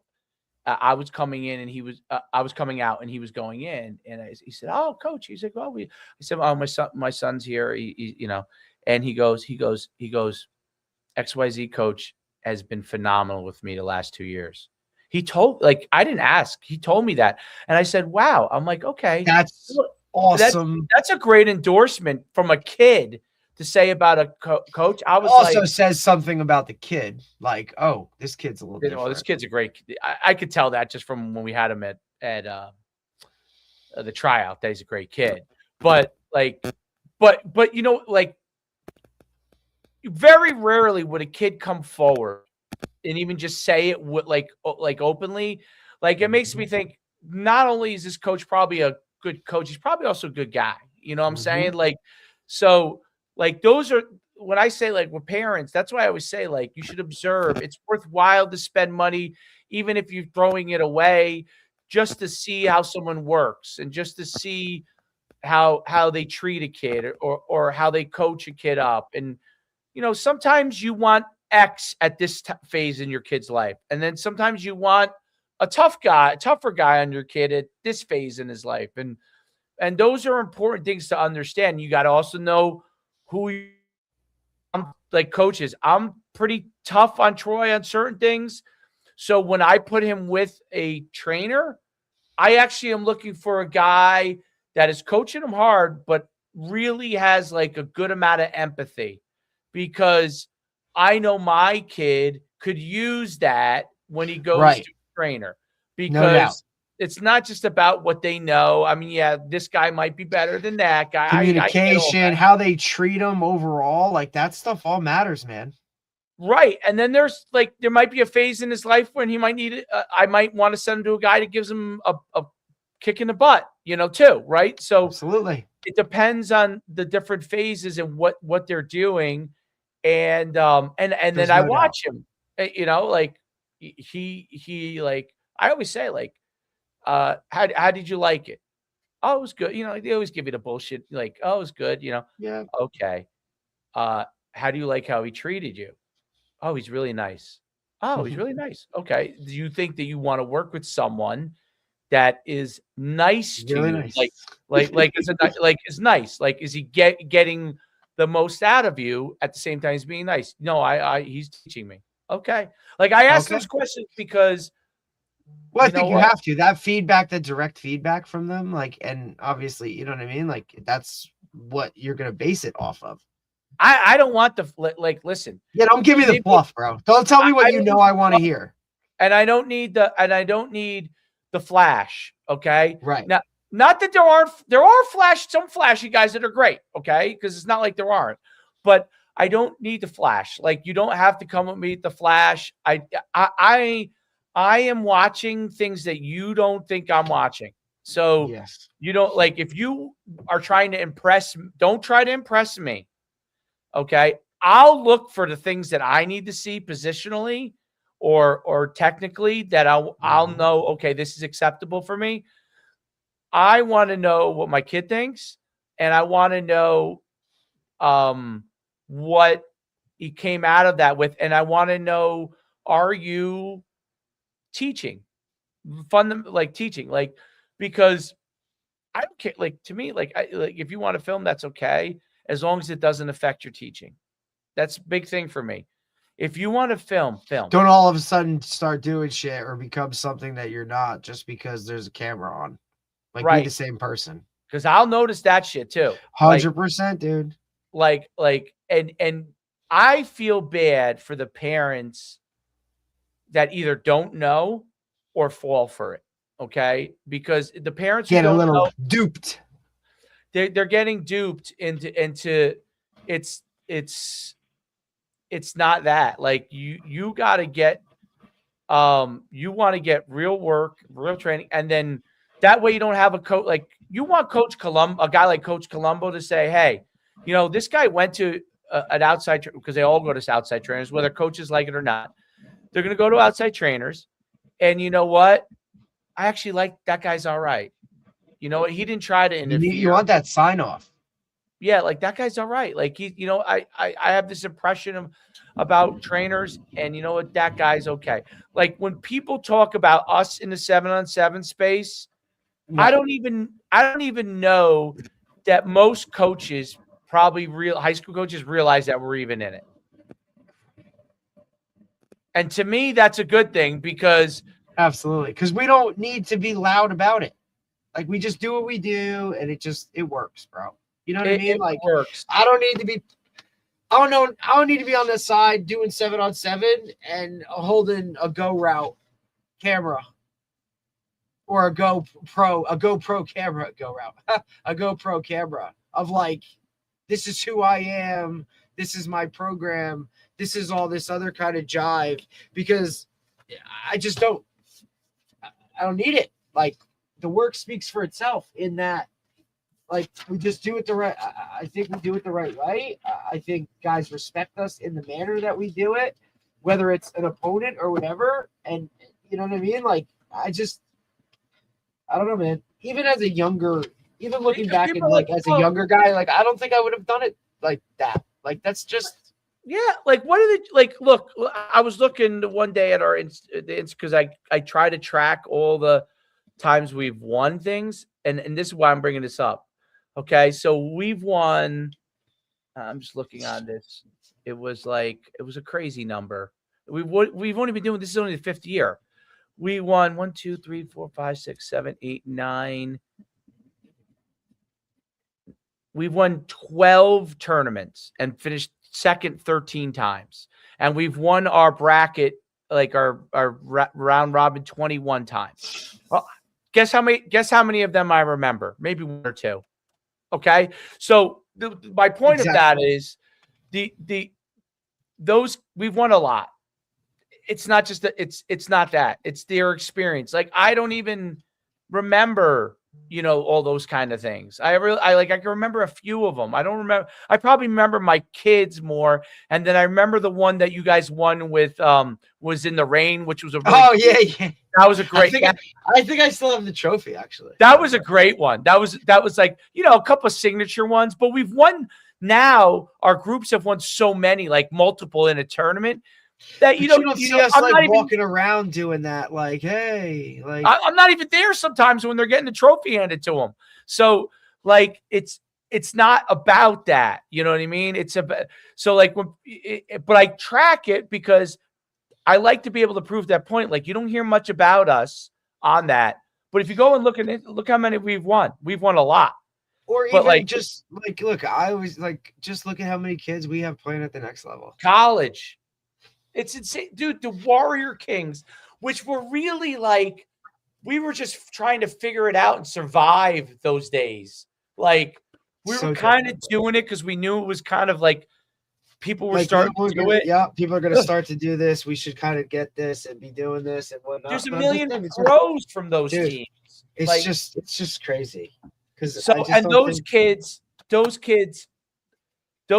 that played in it, every one of them, like if the parent will reach out to me, like when I told you about the one kid, they'll reach out to me and be like, "Do you remember him?" I'm like, "Of course I remember him." You're like, "Of course, I remember everyone." Like, yeah, of course I remember. Just because we're not out here pounding our chest and doing whatever, like, come on, man. Like, if you want me to post, I'm glad to post. If it helps you, I'll do it. But like, I don't really. If it comes across my feed, I'll post it, or you tell me about it, I'll post it.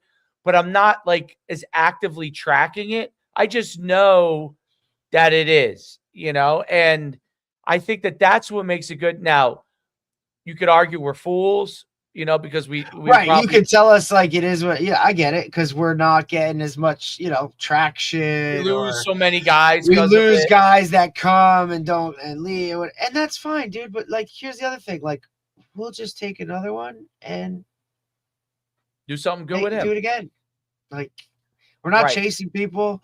I'm not begging people. I'm not doing that. Like, no, there's no point in doing, and we learned all that in the early days, right? With the Warrior Kings, like we'd be worried, like, oh my God, are enough kids going to show up or not? Like, we're not and those kids were all great kids. I mean, like when people are like, oh, who were some of your? I don't know. Artur Sikowski played it. Right. Now coaching here, like I had Elijah Riley who played at West Point, played for the Jets. I had, I mean, it's guys that I'm forgetting guys, like that's how many there are. Like at one time we had in the Warrior Kings, I remember we had 3 quarterbacks. All 3 of them went Division I. Okay. And Artur, because he was only a freshman at the time, was actually the 3rd quarterback. So it was, because I remember when Artur left and went to another club, he was like, his father was just like, I just needed to get some more reps. And I was like, yeah, no, it makes sense. Like, yeah, I get it.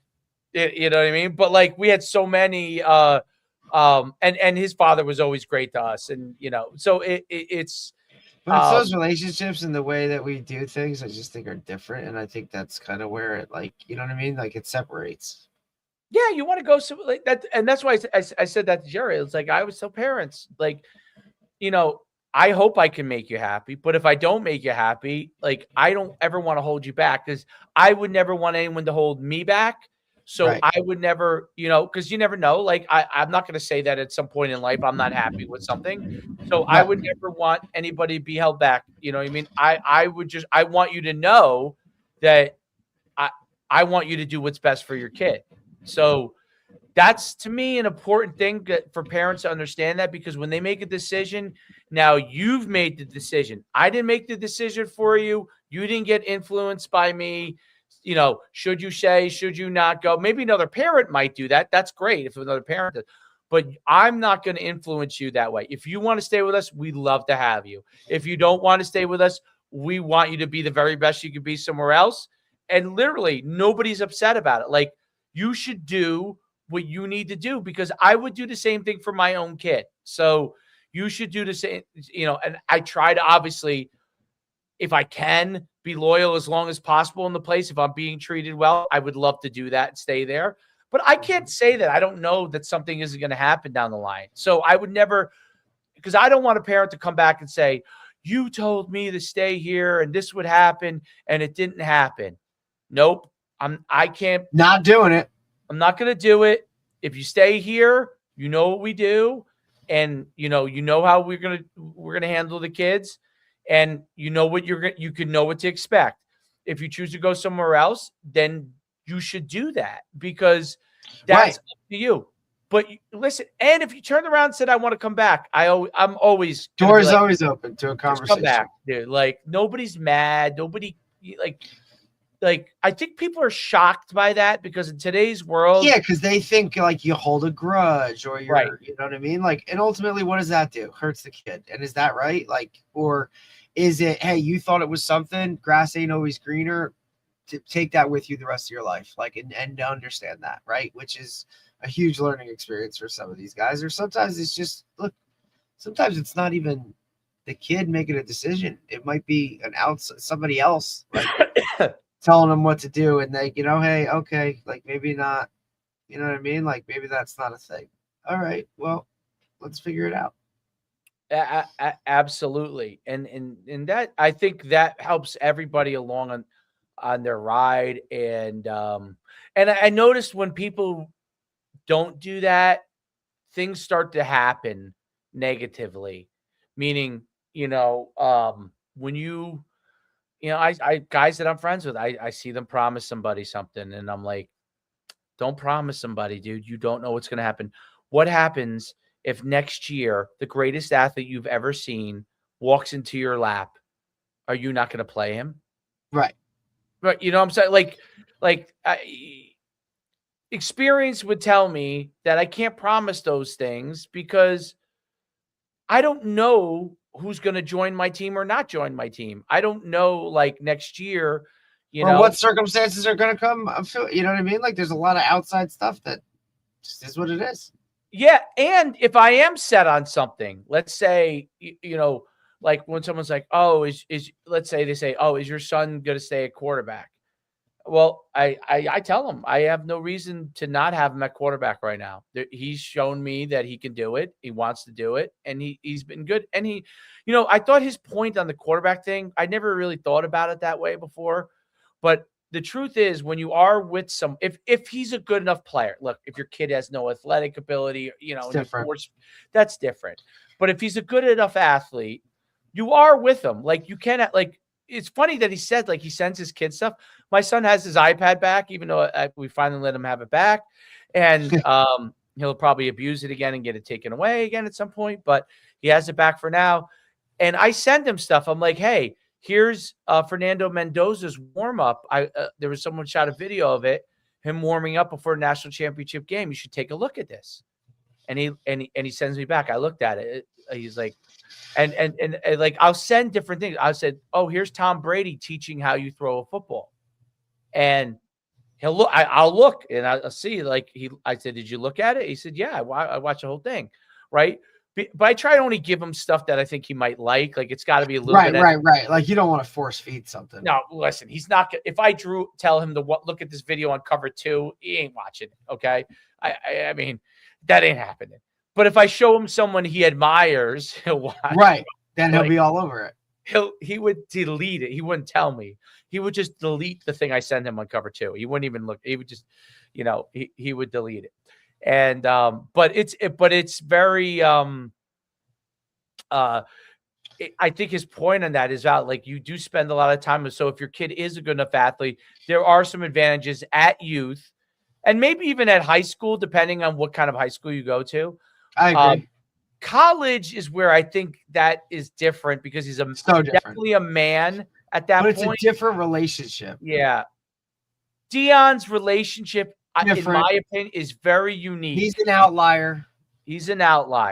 He's one of the greatest athletes of all time. His son happens to be someone that seems to work well in that manner. Just got announced to the Pro Bowl, actually. Yeah, yes, which is shocking. I don't know how that happened, but we understand what the Pro Bowl is now. This isn't Sean Taylor blasted punters anymore. No, this is like a show. But I do think that he listen, they did win with him at the quarterback, so you can't argue that. He's having a hard time winning without him there. I agree. So I think that is it's a different world from that standpoint. And I always say this, like, Everyone's like, oh, can it work at high school? Well, Brett Favre's father was his head coach in high school. Mm-hmm. And even though he ran the option, didn't let him throw, but he did, which is why he ended up at Southern Miss. But he did coach him. You know what I mean? Like, and so he didn't coach him in college, but he did coach him. And, Nick Saban's father did coach him all throughout youth, right? Mm-hmm. And Nick Saban played what position in youth? Quarterback, right? Now it didn't, obviously ultimately he was a DB, but he was a quarterback, and that was one of the greatest stories that Nick Saban told. Like his father was like, they were like, what play should we run here? And he was like, we're gonna throw it to so and so in the corner in the end zone. Okay. He's the best athlete. They're like, okay, he threw it. And he went, and that's what. I love that he brought that up because I'm a big believer in that, and it's something that's kind of like, you know what I mean? Like I really definitely like when it comes down to it, it's not about plays, it's about players, 100%. It's so true. Like when people like in that playoff game, people are like, how come you end up going to this kid so many times? I in my mind there was like 2 or 3 kids I could end up going to a lot, and the one kid was he just seemed on, and I was like, I ran other guys. You got to roll with that. And I rolled with it and I ended up rolling with a lot. And people were like, oh, you rolled with it to a fault. And I said, you know what? You can never roll with a guy playing great to a fault. I hate to say that for people to hear that. If a guy's on fire and you lose with the guy that's on fire, you did not make a mistake there. If you were rolling with the guy that's on fire and having a great game, and all of a sudden you got cute and lost the game, then people would really have a right to say, wait a minute, this guy ran for XYZ, was running for 200 yards, and you decided to go away from him, like, hey, that I don't think that's always, I think you got to go with the hot hands, or maybe it's 1 or 2 you have in a game. It's the same way we do it when it comes to tournaments, right? Like every quarterback gets reps, everybody does this, but look, come that fourth quarter or come that, when we go playoff time, look, who's ever the hot hand, like you're rocking and we're rolling and it's okay. Right. Like it's kind of just how we do it. And people leave us because that's fine. You know what? And if you don't understand, and if that's your prerogative, all right, cool. Like, sorry, but it is what it is. It is what it is. And in the long run, most people, I think, do understand it. But when they cut that bridge off, and then they go somewhere else and it doesn't work out, now be like, sorry, because you've burned the bridge that like was the only one that really would have like thrown you a life vest. But that's okay too, Dave. Like, because you know what I mean? Like, right. I'm okay with that situation, knowing that what we do and how we do it is the way we do it. You know what I mean? And it's worked, and the people that stick with it and don't.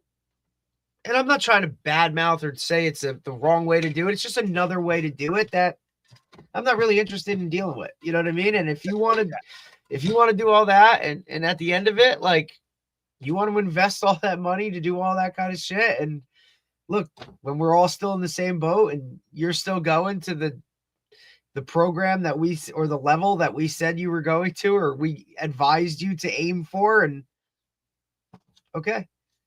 There's your scholarship money. I invested in a trainer. One of the things I'm always been a big, like when I try to advise people, if you're a guy, you walk in the door and everybody goes, oh, then you know what? Go to whatever fucking national thing. Do whatever you want to do, bro. I don't give a shit. Yeah. Just like the whole, like, look, man, if you're that good, talk all the shit you want. Because if you can back it up, go. I don't go. All good, bro. If you're not like you don't walk in the door and you're a wow, and you're going there because you're hoping someone will notice you and you're not a wow, they're not going to notice you. Because there's 15,000 other guys. Because there's wows that were there. There are wows. Right. If you're trying to make yourself a wow by being around it, doesn't matter. They like you're still what you are. It becomes more like more work. Like if and people get mad about because look, there are great athletes that are not of the right size, quote unquote.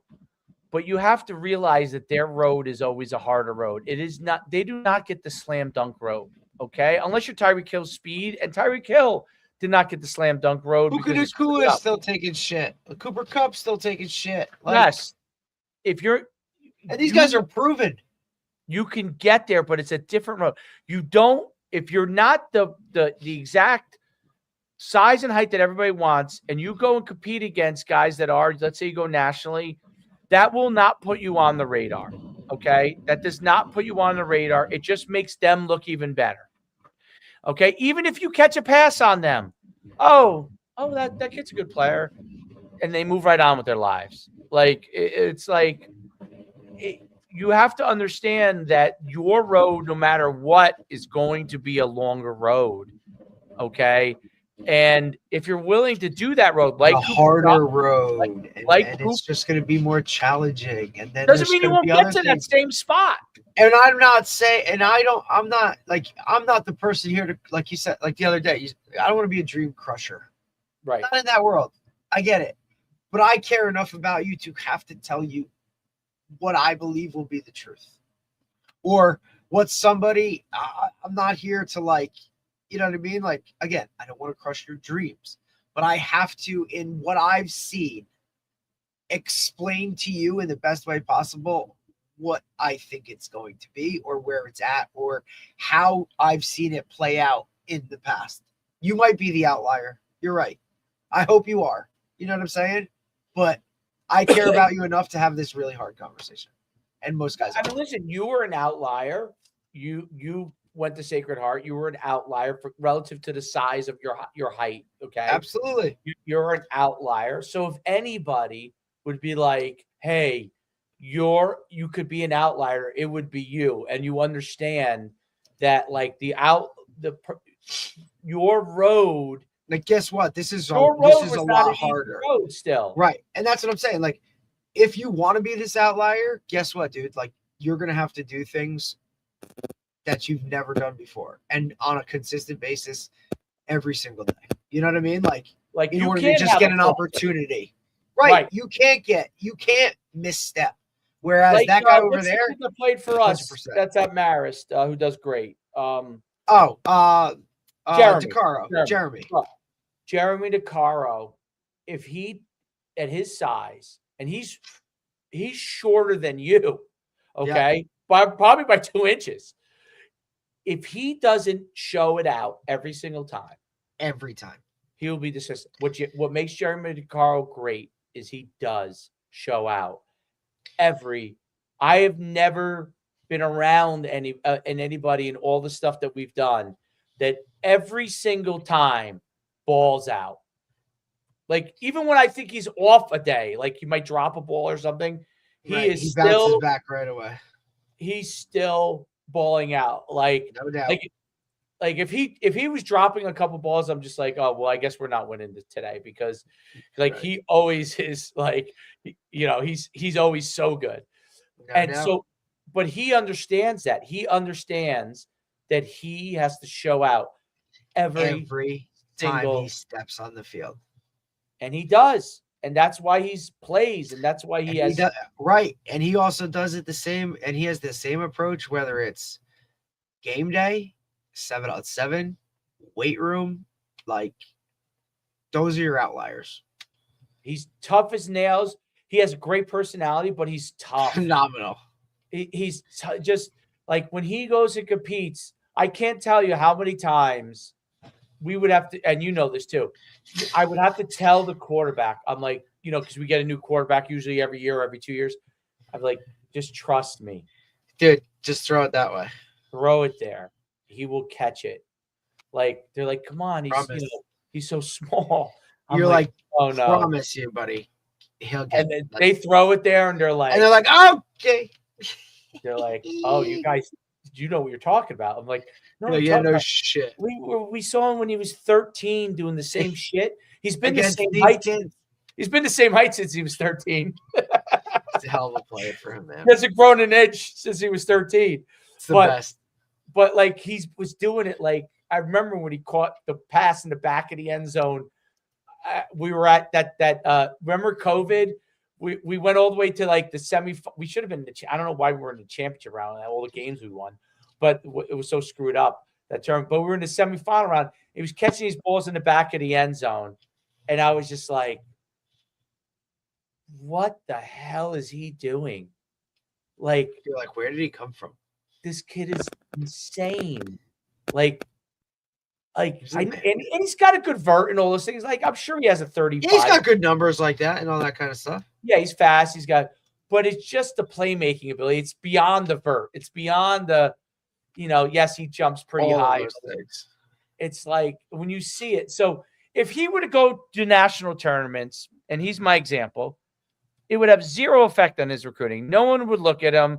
He would catch 50 balls and no one would care. That's just the truth, right? So they were always smart how they approached it. They kept him. He kept getting better. He was playing great. He never aimed for something bigger than what it was. And it all worked out. And he went to an FCS school, right? And he had to earn every penny of it. But he's playing. Yes. I mean, that's why, like, it's not that people shouldn't do those things. It's just that, like, if you're expecting something from it, it's a crazy, like, I'll give me your money and I'll go play scratchies for you. I think I can get you some money that way because I think I can help you. If you're walking around with a 6'5" kid, like I said, do whatever the fuck you want. Okay. Because yes, it will work in your favor if you walk down there at 6'5". So, it definitely will work in your favor. Like the tight end from the kid who was at Rutgers that you love from Long Island. KJ. KJ wanted to. He walks in the door. He's 6'5". I think he just got ranked like the number 52 player in college football. I don't know how they kept him. Like, right. Some club calls him up, says, we'll fly you down to Florida. We'll fly you down here to Miami. You want to play for Raw for this year? Absolutely. Kid bets on himself. Boom. 100% should do it. 100% should do it because he walks in the door and people are like, oh, bang. You bring him over to FIU and they go, oh, it's like, and that's the deal. But anyway, let's go to bed. Or not you. Me. I'm going to bed. Hey, we're good. Tomorrow morning, Coach Cubic. 10 Perfect. a.m. You got it. All right, buddy. Have a great night. Good job.